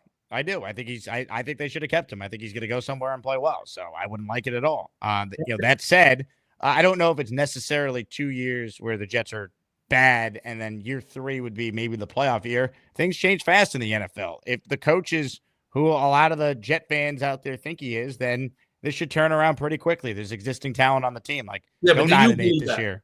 But be honest, do you 100% believe that? Be honest. I mean, Rob, you watch the show. I think this team's winning 4 or 5 games next year right now. Yeah, I do too. I think 6 is ceiling. I think it's going to be between 4 and 6 wins. I really do. And I don't think what kills me is it wasn't necessary. We could have kept Aaron for just 1 more year. We could have brought in McCarthy or Flores, and we could have bought one fun season. But instead, I don't know, most of the people seem to be okay with going with Fields, who can't throw downfield, Wentz, who's a bad locker room guy, and Mariota, he's a guy who just bounces from team to team. So obviously he's not the right guy. But there's really no one out there, Jake. But Jameis Winston. Hey, the guy who throws pick sixes. He at least could throw. But listen to what we have to resort to. See what you're saying right now? I know. I think it's terrible. The options stink. It's sad, Jake. I mean, we're saying Jameis, at least he'd be interesting. He'll throw for 400 yards, 4 touchdowns, and then next week he'll throw for 3 interceptions, and they'll go the other direction. I mean, this is what we got to look forward to, and everyone seems to be happy with it. But I don't know. I can't I just can't. It's bugging the heck out of me.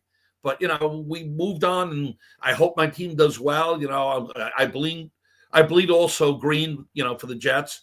But, it sucks. But let me ask you a question, Jake. I don't think this is going to happen, but if Warren is available and Mason is available, who would you take out of those two? Ooh, I probably would take Mason because I feel like he's a safer pick. Yeah, I think I would too, just because he would help Quinnen. And new regime. I want to make sure you hit on the first pick. I think it sets the tone. Like Douglas's first pick was Becton. They're still chasing that. I don't know. Mason Graham feels like a very safe, smart pick. He's high floor player. Maybe he's not a superstar, but he's gonna be really good for a while. And bring back Eccles for the second corner. I think we should bring back Eccles because Stiggers. I don't know if he's ready yet. And would they put Michael Carter as a starter and take him out of the nickel position, or what do you think they would do there? It's a good question. I don't know. I think Leger Douzable was talking about that. He thinks Michael Carter could probably play more on the outside if he needs to. It'll be interesting. I mean, look, that's the one thing I'll let Glenn decide. He's a former corner. He would know. So you feel like he'd have a pretty good idea how to use those guys. Yeah. I think he'll fix Sauce. That I'm confident about. I think Aaron Glenn can fix Sauce from the bad habits that he had the third year, because you can't give up on Sauce. Come on. People are ridiculous when they say, you got to get rid of him. He doesn't know how to play. I don't buy that. His first 2 years, he was all pro, and he has a subpar year to people's standards, and they want to get rid of him? Come on, stop. Yeah, those people are unserious. That's nonsense. So who cares? How you feeling about your matchup against Weed, Rob? You feel confident? Yeah, I mean, whatever happens, happens. If Weed wins, I will come on and I will congratulate Weed the people. I will. No problem, buddy. But you know what? Yeah, I'm coming after you. I want to win, and I'm going to try my hardest, and I hope the Asmaniacs are behind me. You call this show a lot more than Weed, so I think the Asmaniacs definitely know you more than they know Weed. Now, if you're a Bobby Midnight, but they don't like me as much. If you're a Bobby Midnight truther, you know Weed. Like if you watch only Bobby's show or even Nick Shine's show as well, you probably know Weed. But Weed for a while really didn't call a lot this show. He's a memorable caller when he did. So it's going to be fascinating to see what the audience remembers. For me, it's like, I don't know if enough of the audience likes me or not. Like, some people do, some people don't. Some of my takes, obviously, people don't like. But, I'm going to try my hardest. If I don't win, no problem. I will come on personally and congratulate Weed. No hard feelings. But then if that's the case, then I have to pull for my Goomba, Neil, to win it all. And probably Peter Castro would be my second choice, hoping. Yeah, but you know what region you're in. It really is. It's tough, right? Chiefs fans setting the tone. I mean, let's do some quick math here. We're going to be doing this afternoon. We're going to have Lowski and Genergy. So that will be. You got to give Lowski the nod there. I love you, Genergy. Please don't get mad at me, sweetheart. But I have to go with the king there. Then we got D's Nuts and Barbarossa, followed by Peace and Briga. That's tomorrow. That's kind of a tough one. Barbarossa would D's Nuts, but I don't need your pick, Rob. I'm trying to figure out when your matchup is. So then Thursday, so this will be Wednesday. So then we get to Thursday now, and if memory serves right, then it would be in the morning, Cheats Fan and Bijan, and then Thursday afternoon would be you versus Weed. So Thursday afternoon, 2 days from now, you'll go head to head with Weed. Thursday afternoon, you're thinking? That's the projected start time. All right, thanks for telling me, Jake. Because definitely, I'll come on a couple of times, and you know what? I'm going to give it my all. I'm going to, and whatever happens, happens. That's fine. If Weed wins, I'll congratulate him. He's a good dude. This is all in fun. But of course, I hope I win, and then I have to go after Chief Fan. And he's going to be a real tough out if I get by Weed. So it's going to be difficult. But you know what? All you can do is your best. And, hopefully the Asmaniacs support me and vote for me. If not, all the love, as Joe B says, all the love to everyone. No problem. But ladies and gentlemen, a matchup that has been discussed for a while, as we just did the math, is just a few short days away. Rob and Weed going at it in a fascinating let's go versus 9 showdown. Women.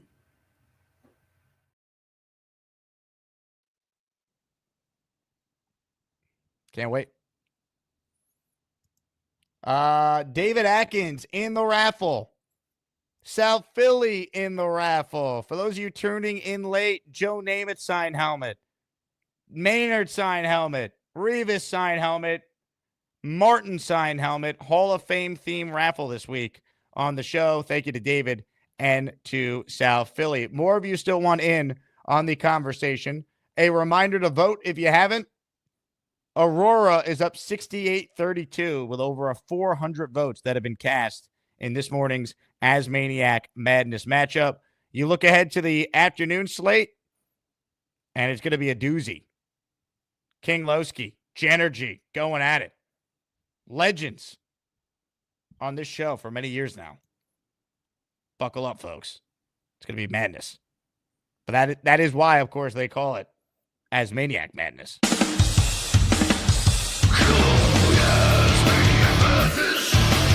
Who's gonna be the best of the bunch?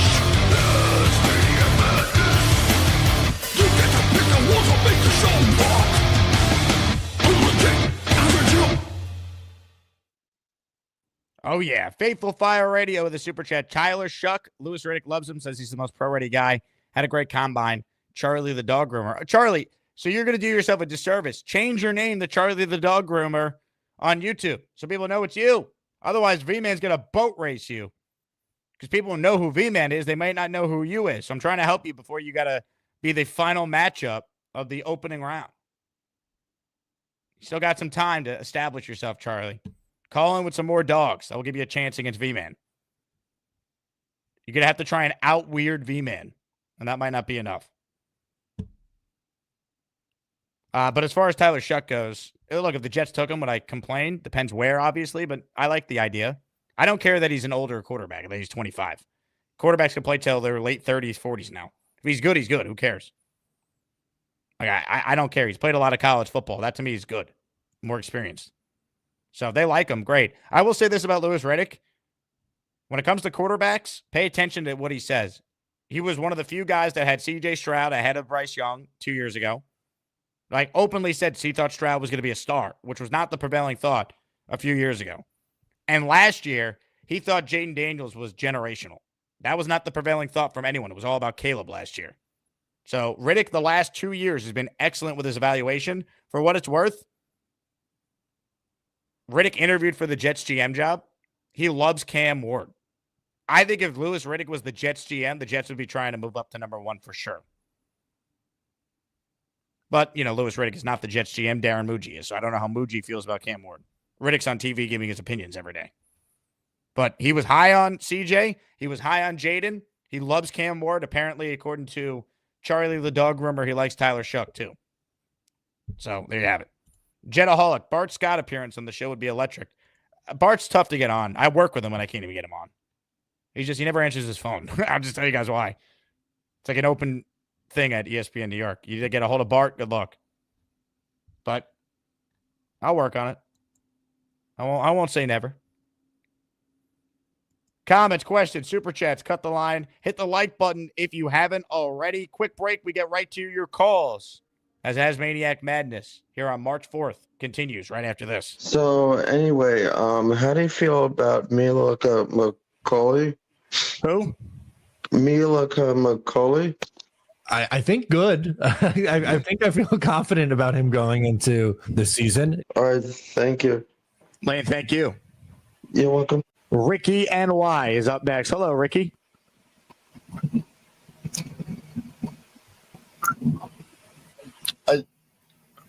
Okay, did you lose me? What's up, Ricky? At any rate, I will be calling back soon with different Wi-Fi. You're the man, Ricky.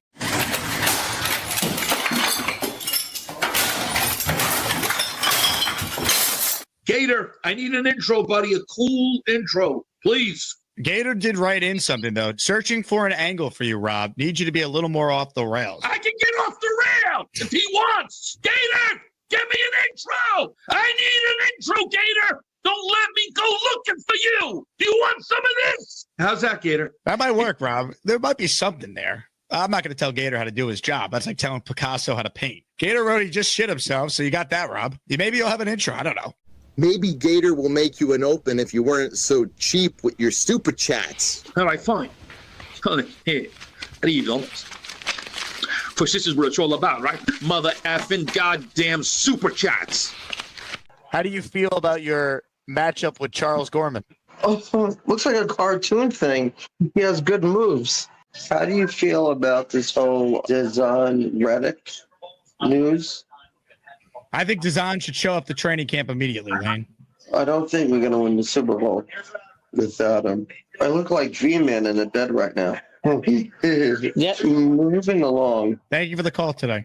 You're welcome. Ladies and gentlemen, joining us right now is an absolute legend and someone that fans of the Bobby Midnight program know oh so well. She's from Australia, the golden blonde beauty.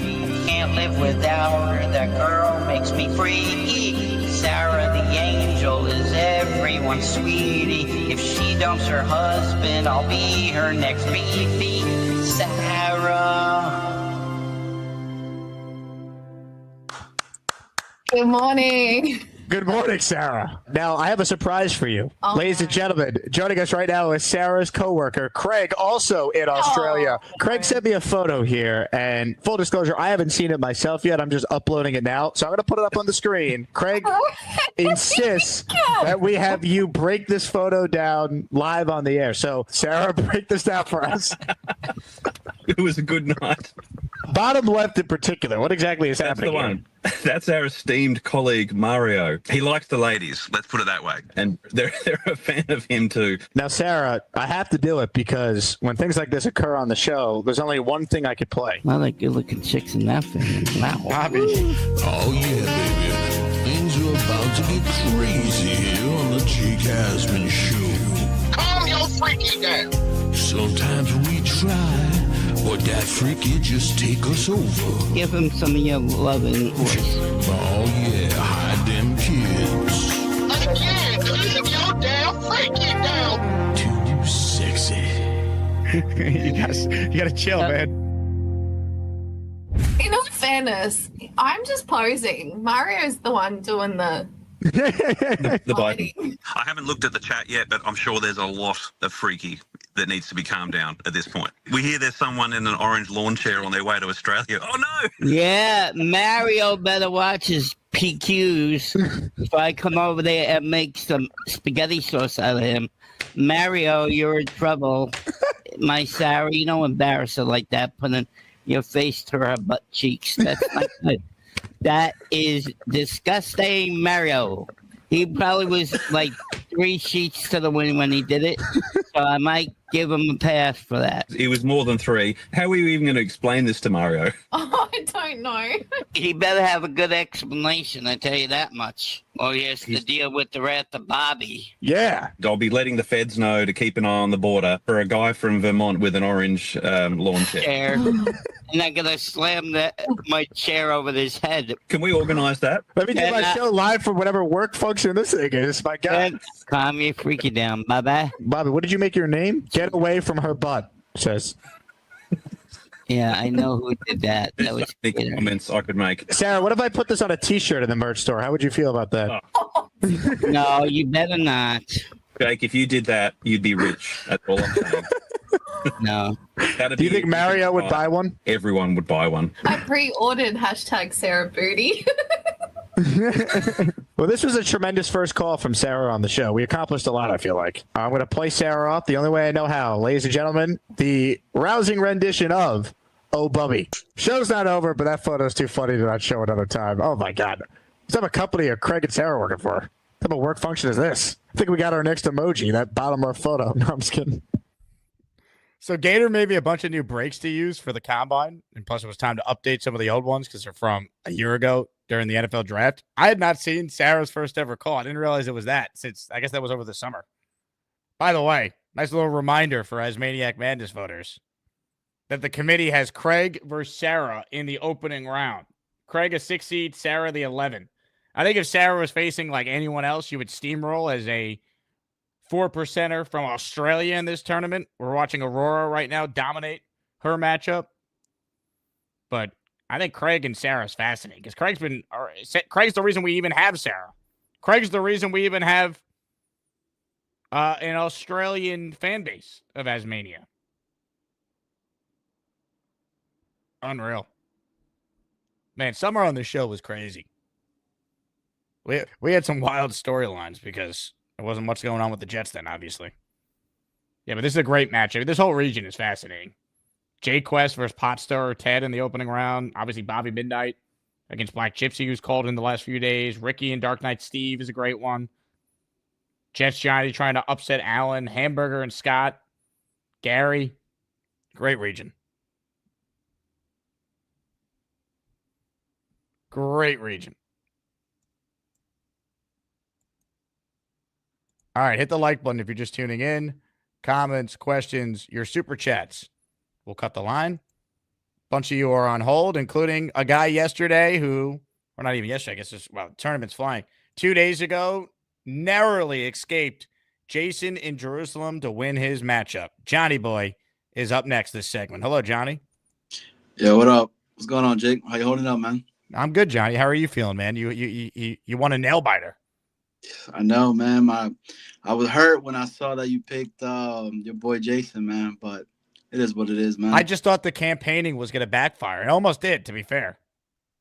Yeah, it did, but we're still at it. So we got Charles coming up, so I'm hyped for that. Are you nervous after what he did yesterday that he's going to be just a tough force to try and beat? Nah, because we got some things for him, man.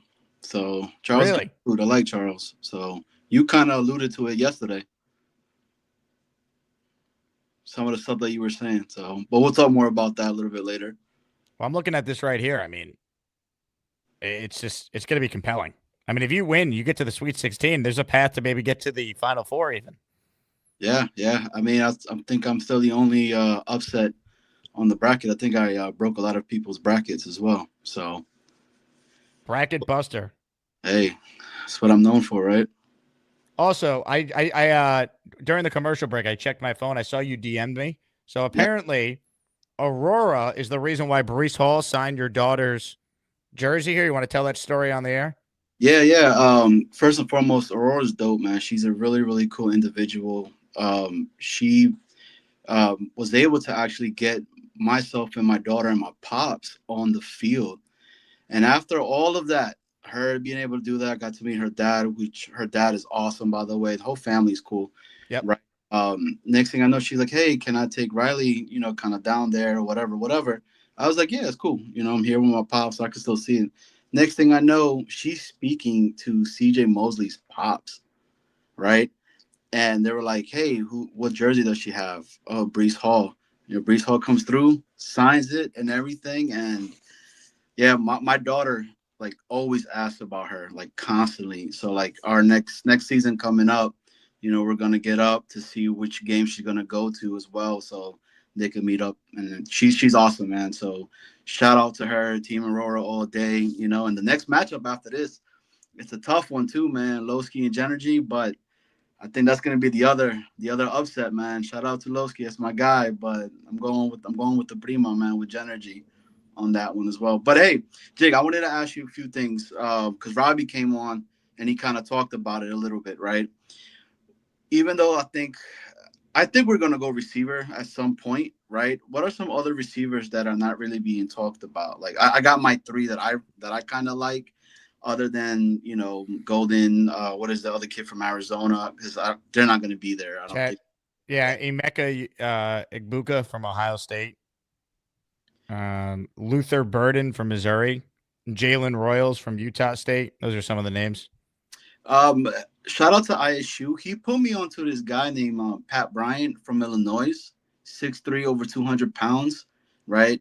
He led in contested catches as well. So he's a guy to watch out there. I like Restrepo from Miami as well. I mean, small. He's 5'10". He's a little bit smaller, but I think he might be a special teams guy that I think potentially be, you know, exciting for us as well. I think with Banjo coming up, you know, they speak highly of him, so we'll see. The other thing too is I do like the kid out of Ohio. Though you just said his name, I can never pronounce it. Abaduka, whatever it is, and all that.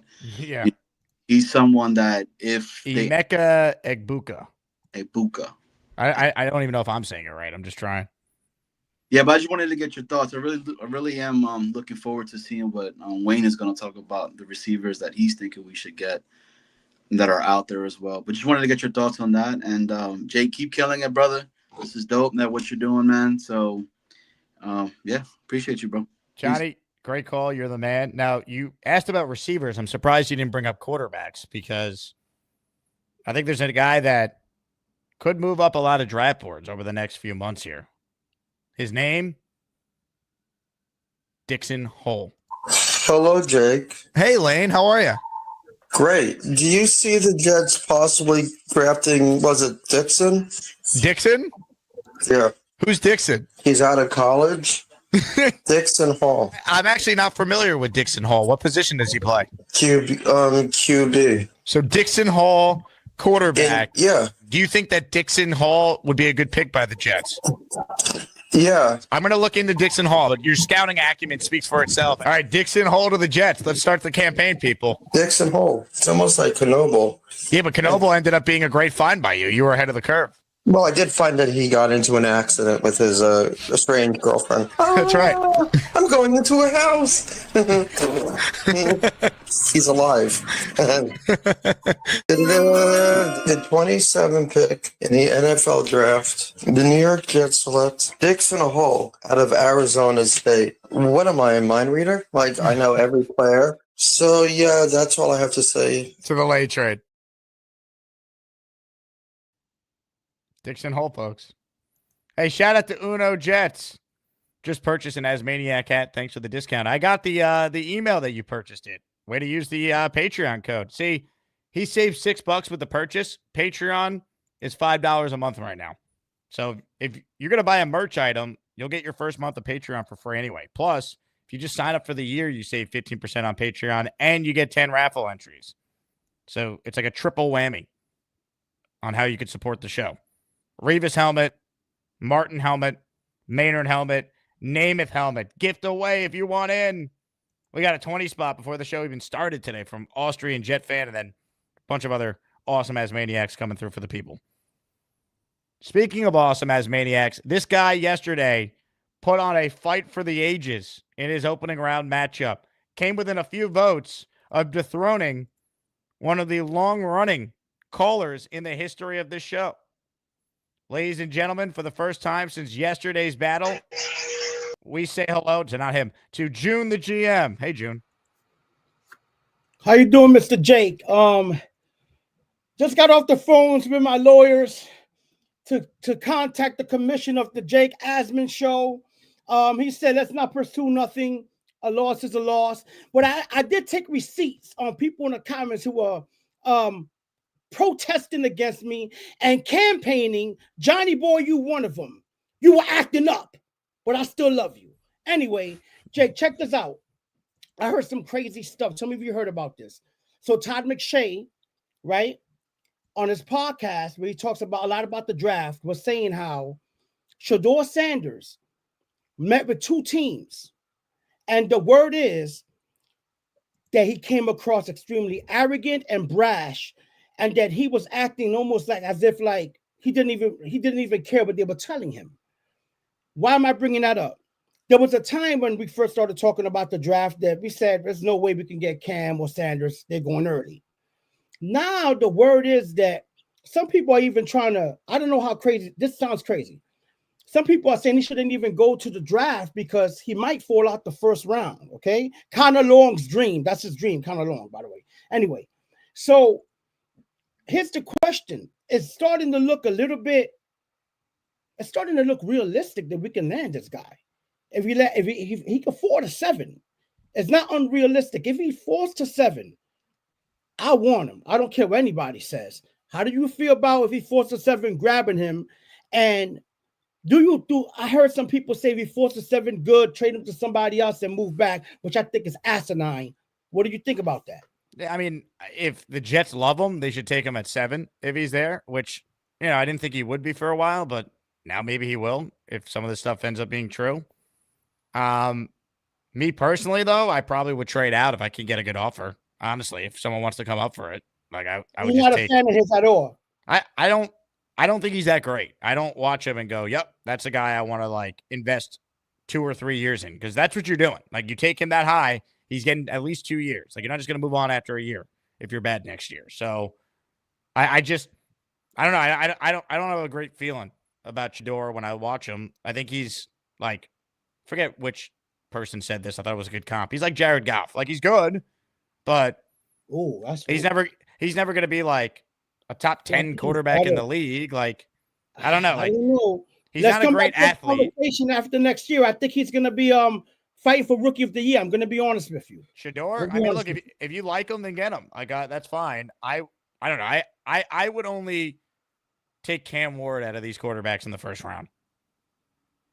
Wow. I watch Cam Ward. I see special. I watch Shador. I think he's the best quarterback in this draft. Yeah. You think he's so for you, he's the only legitimate first rounder in this draft to you? Yeah, but I'm not an expert, man. Like I don't know. Like just your opinion. We all have opinion. We all GMs. That's right.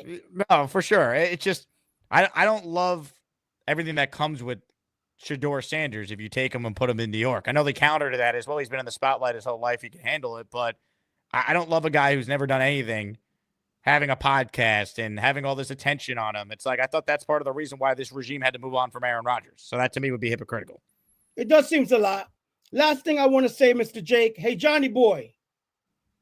This is the real team. Murderers Row, baby, okay? This is the team that brings the chips. Although we lost in the World Series. Love you all. Peace. June, great battle. Great battle yesterday. I mean, look at this. Look how tight it was. Every vote matters in ASMANIAC Madness. Right now, Aurora is cruising to victory over Tim. 68-32. It was 69 before. And the chat went crazy. Ladies and gentlemen, Charlie the dog groomer has a tough matchup. The final matchup in the round of 64. If Charlie's going to beat V-Man, people are going to have to remember who he be. Charlie, you're up next. Welcome back to the show. Hey, what's going on, Jake? How you doing? What's up, Charlie? Where you been? I've been working. I know that's never stopped. And eating a lot of butter. Yeah, there you go.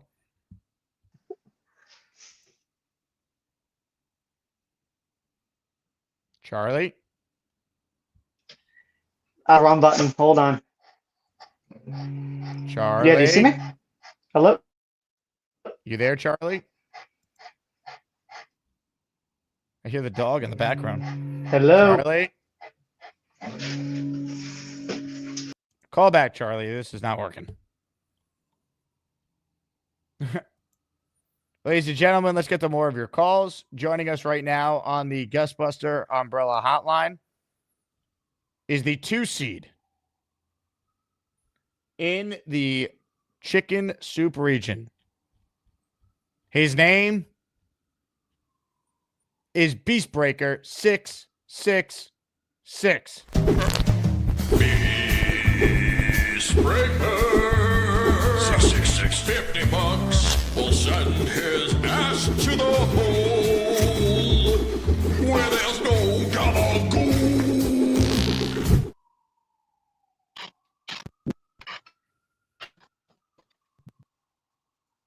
Sprayer. Who is it?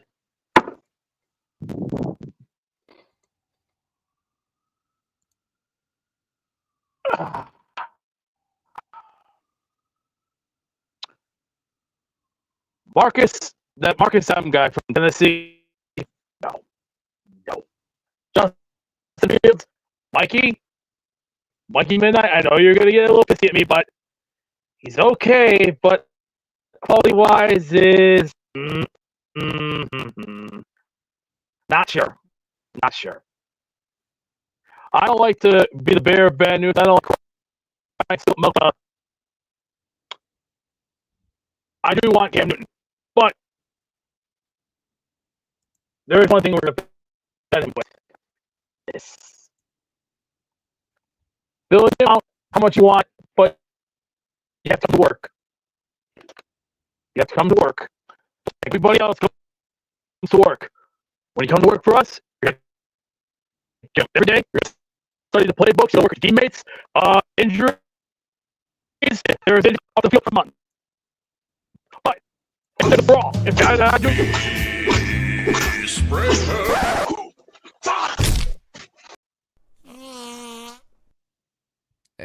Beast, the internet, bro. Horrendous. Until you figure that out, it's going to be tough for you. You have to listen to what everyone has tried to tell you to do it. You need a computer. Your phone is not the best way to call into the show. Clearly, you don't have good internet in the attic there. It's going to be tough. Look, Beast earned his spot as the 2 seed. I think the committee did a good job of that. He had such an impact in the last few months, but the problem Beast is going to run into is Dave Brigger is going to bring it with good internet.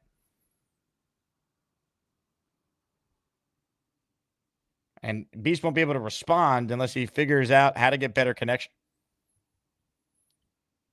Speaking of connection, let's see if we can now hear from Charlie. Hey, Charlie. Hey, I went to the front of my grooming truck. Maybe that's making it better. I'm kind of stuck here. I can't really go anywhere else because I'm at an appointment. No, you're good. And I'm not done with the dog yet. Yeah, I got the dog in the bathtub. Just kind of have to keep an eye. Yeah, I've been working a lot. No. Wait. Okay, we're back. Put your phone on let's just get Charlie. this. Do not disturb. Do not disturb. It's not. It's not. That's not the issue, really. It's fine with that. It's on Do Not Disturb. Okay, so I made a comment about. By the way, I kept sending in the super chats, and I guess I didn't really realize that if you make it a certain length, the comment, essentially you have to do a certain amount of dollar signs. Do you get what I mean? Correct. So when I figured that out, I was like. Because it disappeared, but then I was like, "Oh, I think it went through," and then it didn't. So there you go. You got $7, Dick. But I appreciate it. Yeah. So what was that quarterback's name? Tyler. How do you pronounce his last name? It's pronounced Shuck. Tyler Shuck. Yeah, I saw his combine highlights, and he has a really good release. He's big. He's a big kid. Like he's the tallest guy there. He had I think it was like the second fastest dash at the combine for quarterbacks. Is that true? I have no idea. I don't really care, to be honest. Like I didn't sit there and watch every quarterback at the combine. Like I'll read the same stuff that everyone puts out after it. I'll listen to guys like Michelle talk about him. Like I brought up Shuck 2 weeks ago. Because McShay had him as his third quarterback. I had a Dart, so I thought that was interesting. Yeah, I was definitely. I know Richie likes Dart, and that's kind of how I heard about Jackson Dart. But I like him too. He kind of reminds me, like his face is giving me like Zach Wilson vibes for some reason. I don't know if it did the same for you with Jackson Dart. Dart. I don't hate Dart as like an option for the Jets. I just don't want him in the first round. Okay, yeah. Do you think he's gonna fall to the second round? Do you think he's not gonna be in the first round? Yeah, I could see him falling out of the first round for sure. For whatever reason, people are saying that guy Tyler's gonna like maybe be a first round draft pick, but I feel like they do this every year. They find like a guy in the combine that like has a good combine, and they're like, this guy might be a first round draft pick, and he just falls to the fourth round. Correct. And sometimes it's all media hype, but it's not actually teams hyping him up. So it's like, what's real, what's not. Yeah. I don't know. I don't think Tyler Shuck goes in the first round. I'd be very surprised. And when it comes to Shedeur Sanders, do you feel like he's acting like an ass just because maybe like a certain team that's talking to him, he's not interested in going there? So he's like, well, if I act like an arrogant ass, then they won't want me. Is that something that people do, like players do? Well, it could be a couple of things. It could be that's just who he is, which I don't know if that's true. That's not the vibe I get from listening to him and even just like what I've heard. So I don't think it's that. Okay. He could have had a bad day in these meetings. It could also be teams trying to put it out there so he slides to them. It also could be him maybe acting that way because he already has a deal with the Giants that he's going to be their court. You know what I mean? Like he might already know. His dad already probably cut a deal with where he's going to end up for all we know. That we don't know. And do you believe his father would jump in if the Jets happen to take him? Do you think, like, does Dion have that kind of like influence? I mean, I guess he would have influence over his own son, but like, can he actually tell him like, you're not going to the Jets? And how would you even do that unless it's like a Phillip Rivers, Eli Manning kind of deal? Right. And also, let's remember this too. If he wants to go to the Giants, right? Well, the Jets are a better situation for him than the Giants are right now. Yeah, O-line especially. Like, just think about it. Like Rodgers and just longevity. I saw the thing of Aaron Glenn's in his first year. It's a brand new coaching staff. They're not going to get fired after 1 year. Like, they're going to have a longer leash. If the Giants don't be competitive this year and fight for a playoff spot, they're blowing the whole thing up. I know you mentioned Aaron Rodgers before. I hate to bring him up, but when I heard that he might go to the Giants, because WFAN's going crazy about all that, and I'm literally sick to my stomach because it would be such a Jet thing for him to go to the Giants and like go on a playoff run or something like that. And I just feel like I would just give up. I would just literally just give up. I cannot watch that because that was like my guy. Like that was our guy, and he's gonna go do that with the Giants. I can't stand the Giants, honestly. Yeah. I know we're not like rivals. We play every 5 years, but it's just the little brother in town. I mean, I get that with both ways, the Mets and the Giants. I mean, the Mets and the Jets. But it would just pierce my heart like a dagger, man. It really would if that happened. Look, if he goes there, I think he'll play well. I don't know if they're going to win the playoffs, but I think Aaron Rodgers still could be a competent quarterback in this league, which is why I argued to keep him for another year because he's better than the other options we're now discussing, which sucks. Yeah. By the way, I can't change my my name technically on the YouTube account because it's a YouTube channel I actually use. It's a channel name. Yeah, it's a different Christian YouTube name then. Yeah, I might do that. It's a Christian content YouTube channel. Very nice. All right. Well, maybe for just this week, use a different name just so people could identify you as Charlie the dog groomer, because I think Paul Faz got blown out because people just forgot who he was. I think you got to call in to remind when you're a higher seed, you got to remind the audience. Okay, gotcha. Are you nervous? By the way, V-Man, what do you think? V-Man? No, I'm not nervous to go against V-Man. No, not at all. I met V-Man at the what game was it? Jets Patriots. I met V-Man. Yeah. He was smoking. He was having fun.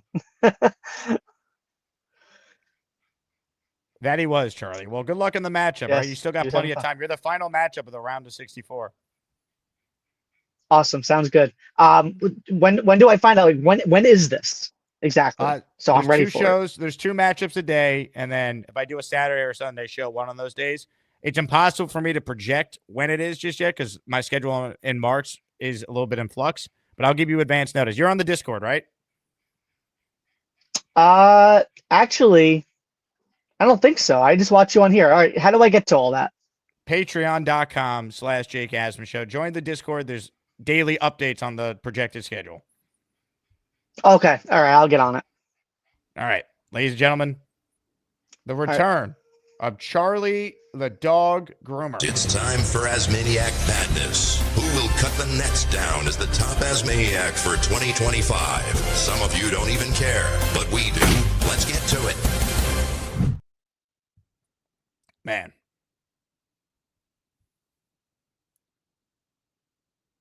John writes in, V-Man is the only Asmaniac who walked into T-Squared to a Morm from Cheers. Welcome, V-Man. Yeah, V-Man got quite the crowd pop when he walked in that night over the summer.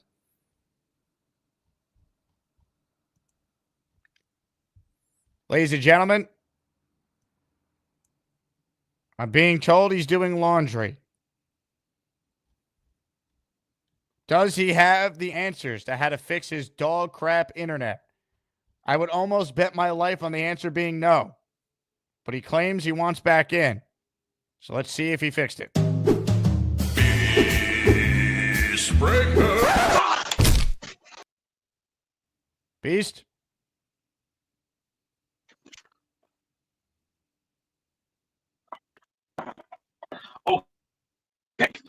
Okay.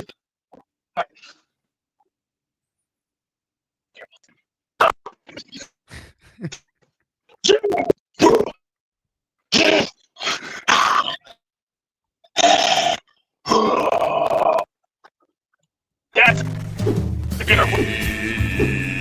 Breaker 666. He's the man who would kick your ass, and then he'd gobble-goo.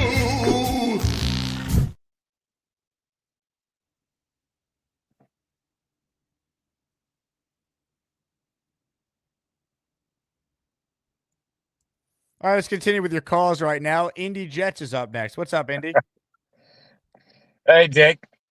Hey, I just got back from the vets. I took the dog to get its checkup. I try not to give my dog cancer. Unlike I believe his name's Neil. Yeah, that guy.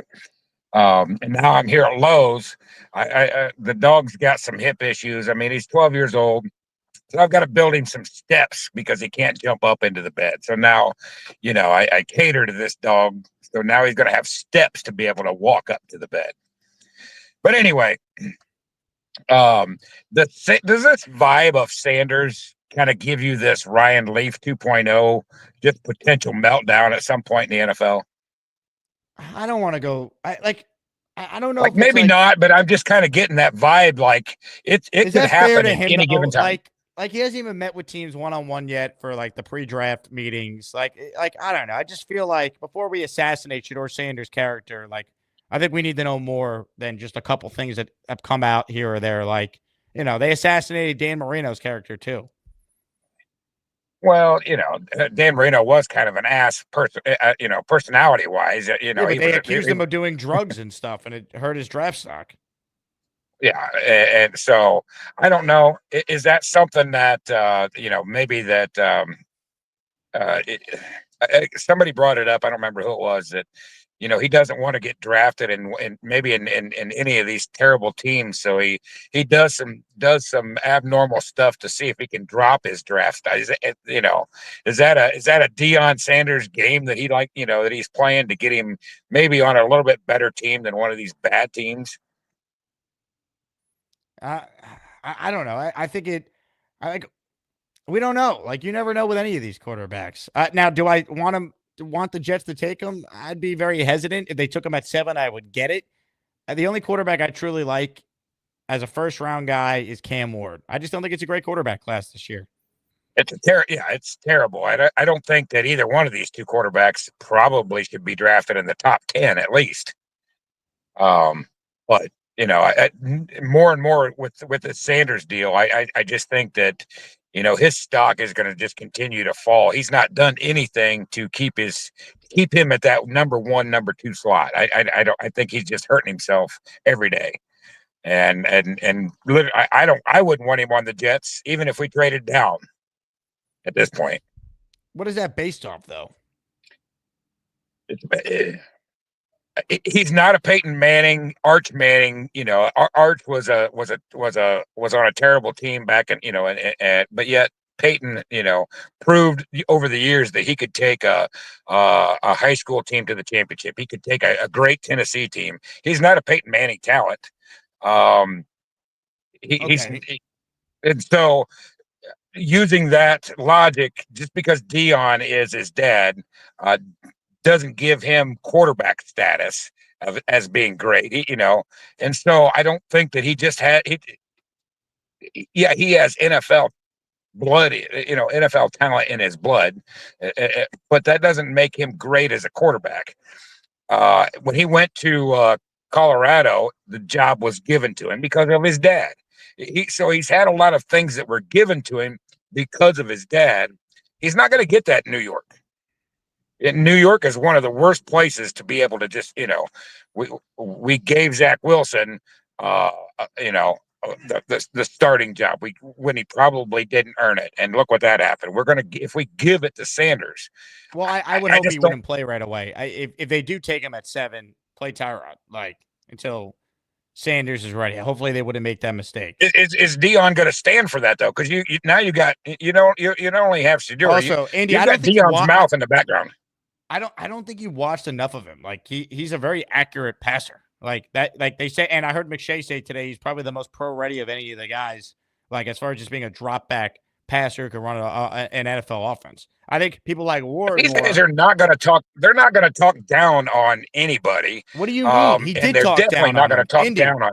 Indy, he did talk down on him. Not talk down on him. He told you what he heard. He's the one who said that he spoke to two teams who felt like Sanders gave him attitude and felt like he didn't want to be in the meeting. That was from McShay. So you're wrong there. Well, it's from the same guy. Yeah. And so I don't know. I think that you're going to get the drama from Dion too, and I think that's just something that New York does not need. That aspect I agree with is why I think it's hypocritical for all you people, you included. Got to get rid of Rodgers, then you draft Deion Sanders, kid. But okay, now I don't want Dion. I don't want Shedeur either for the same reason. Well, I'll tell you what, Indy. All right, your call has apparently fired up the Asmaniac community, including this guy. Ladies and gentlemen, sports fans of all ages, welcome to the event of the year, the moment you've all been waiting for. This is the Asmaniac Rumble. Oh, it's Mr. Big Mouth. How you doing? Oh well, yeah. There's Bobby 1130. Do you know my friend Addison that you picked on in the chat the other day about? Oh, I love Addie. Well, you said that he's part of the new what's that? Village people. Then you said he will leave the wedding. Yeah, you remember what you wrote? The fifth missing village person. Yeah, absolutely. Yeah, that was a very nice you. Why do you have to say that for? Oh, Bobby, if that's the worst thing that I've said all day, I think that my friend. I think that if Addie had a problem with it, let Addie come fight that. I don't think they need Bobby 1130 to do that. Oh, too bad. I know we can't fight. Yeah, but it's nice that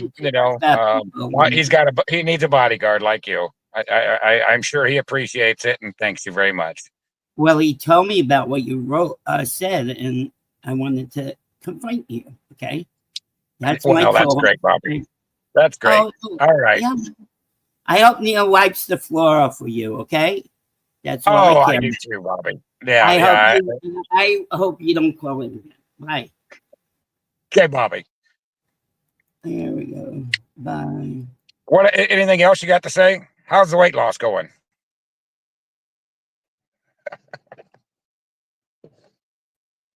But he claims he wants back. I would almost bet my life on the answer being no. Sorry about that. Just do a little check about it. How you doing today? How you doing? How are you? I said, how are you doing?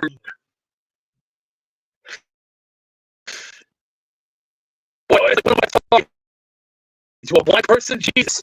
What is this? Man on Mars? I don't know. I love to go to Mars one day, but I don't have the time to go to Mars. Right now, not the time. I gotta get back to bed sheets. I got a lot of other things to put up with. As a matter of fact, maybe tomorrow I'll see how they're doing. Maybe I'll do it from there. Yeah, little switch, little slice, little dice. Top guys. Out.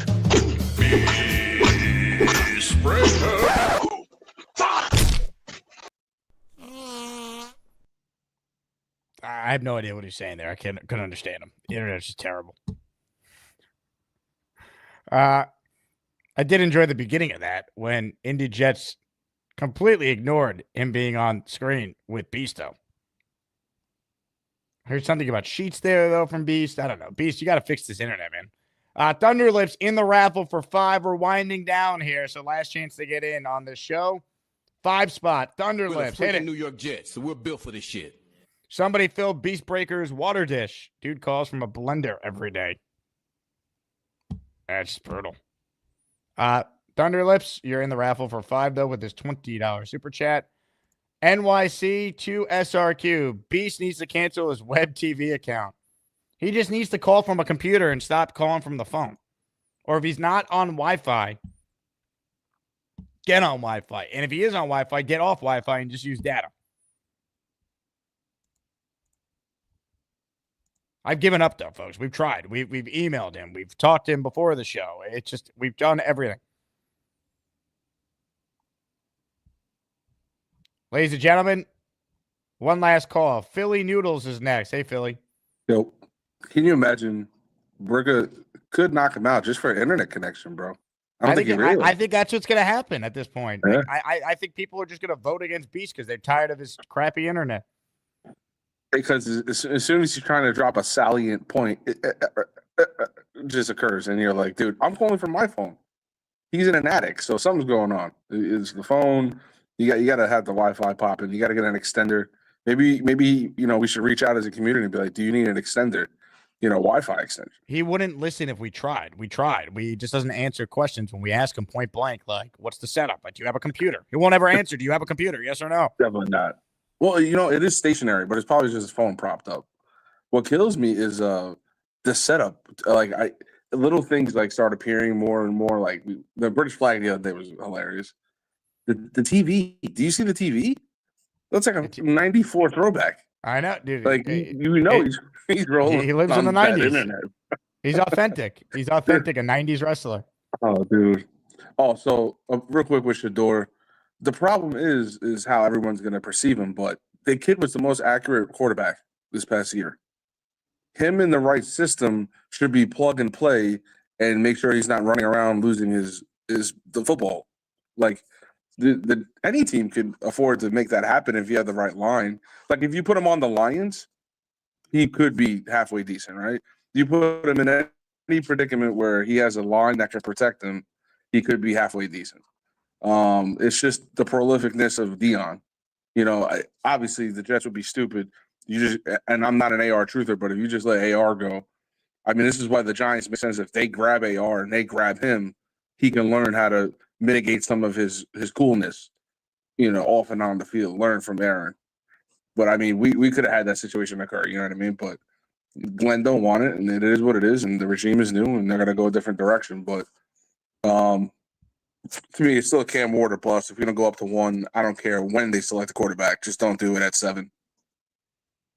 Even if it's Shador, just don't do it at that point. Just grab a defensive lineman. Or I'm with him and Wari if we don't go QB. I know it's risky and it's Jamal Adams-ish, but that kid is a freak.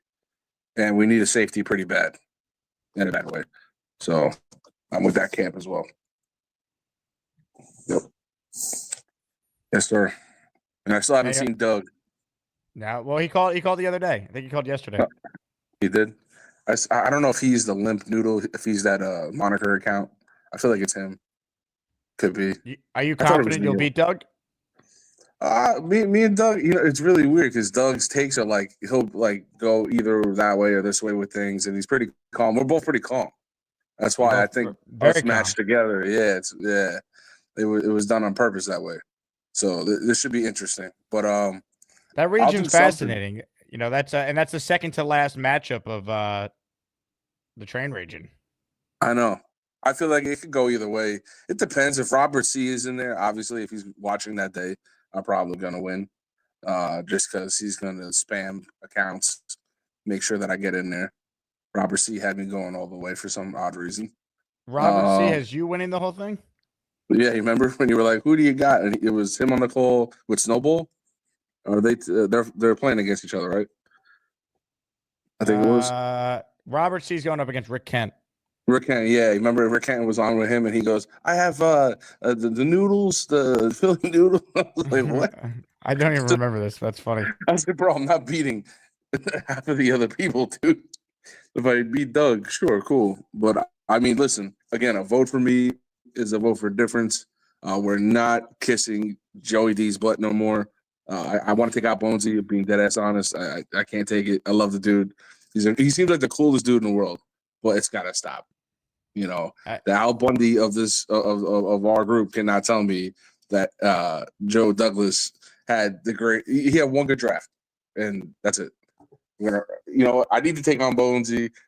Who else would I take on? Who else is in that group? Bonesy. Oh, is Jeff? You'll take on if you win, you'll face V-Man in all likelihood. Oh shit. That's Puerto Rican battle. He's got too much Puerto Rican history. I mean, damn, I look like milk and magnesia compared to his Puerto Ricanness. Jesus Christ. I'll have to lean. I don't know which way I will lean. You know what? I'm more awake than him, so you got a chance. You'll be able to call in and make your case. Yeah. All right, bro. Yes, sir. Ladies and gentlemen, Philly Noodles checking in. We're the freaking New York Jets, so we're built for this shit. Folks, that's a show right there. Ladies and gentlemen, polls are closing. Congrats are in order to listener Aurora, who defeated in a blowout battle Tim from Fishland. Aurora, congratulations. She's moving on. Poll complete. According to YouTube, it says Aurora had 68% of the vote. Now, we don't get the percentage point, so I guess at the last second it changed. 68-31 is the score I'm seeing. 505 people voted. Aurora is moving on. In the round of 64, she now advances to the round of 32. We'll take a look right now at the region. Here's where things stand with Aurora's win. She moves on. She'll face the winner of this afternoon's battle between King Lowski and Genergy. That's coming your way this afternoon in the 3 versus 14 matchup. Unreal. What a tournament. By the way, just so it's officially on the record, because I know if you watch after the fact, you can't see the YouTube polling for whatever reason. It disappears from the chat. Here's a screenshot on the record for all to see of the official victory for Aurora. 68% to 31%. The 6 seed moves on over the 11 seed, Tim from Fishland. Congrats to all who voted. And, of course, congrats to Aurora, who is representing that 4% female demo, although over the last 90 days, 4.5%, we could round up. 5% female demo. Shout out to all the ladies. Genergy this afternoon, another lady, as Charles Gorman would say, a lovely lady in the afternoon matchup. That will be today around 4 p.m. Eastern. So get ready for that. All right, that does it for me. Thank you to Sabo, who joined us at the top of the show. Thanks to all the callers, all the people who donated memberships. We got a ton today. We're going to work on another prize for the ASMANIAC raffle. Again, thank you all.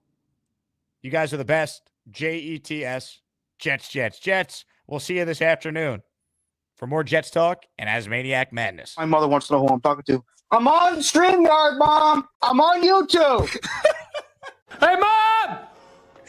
The meatloaf! Charles, you're the best, dude. I can't. Mom, the meatloaf.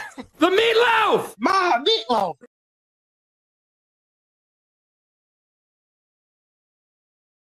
I think the second one. Excuse me.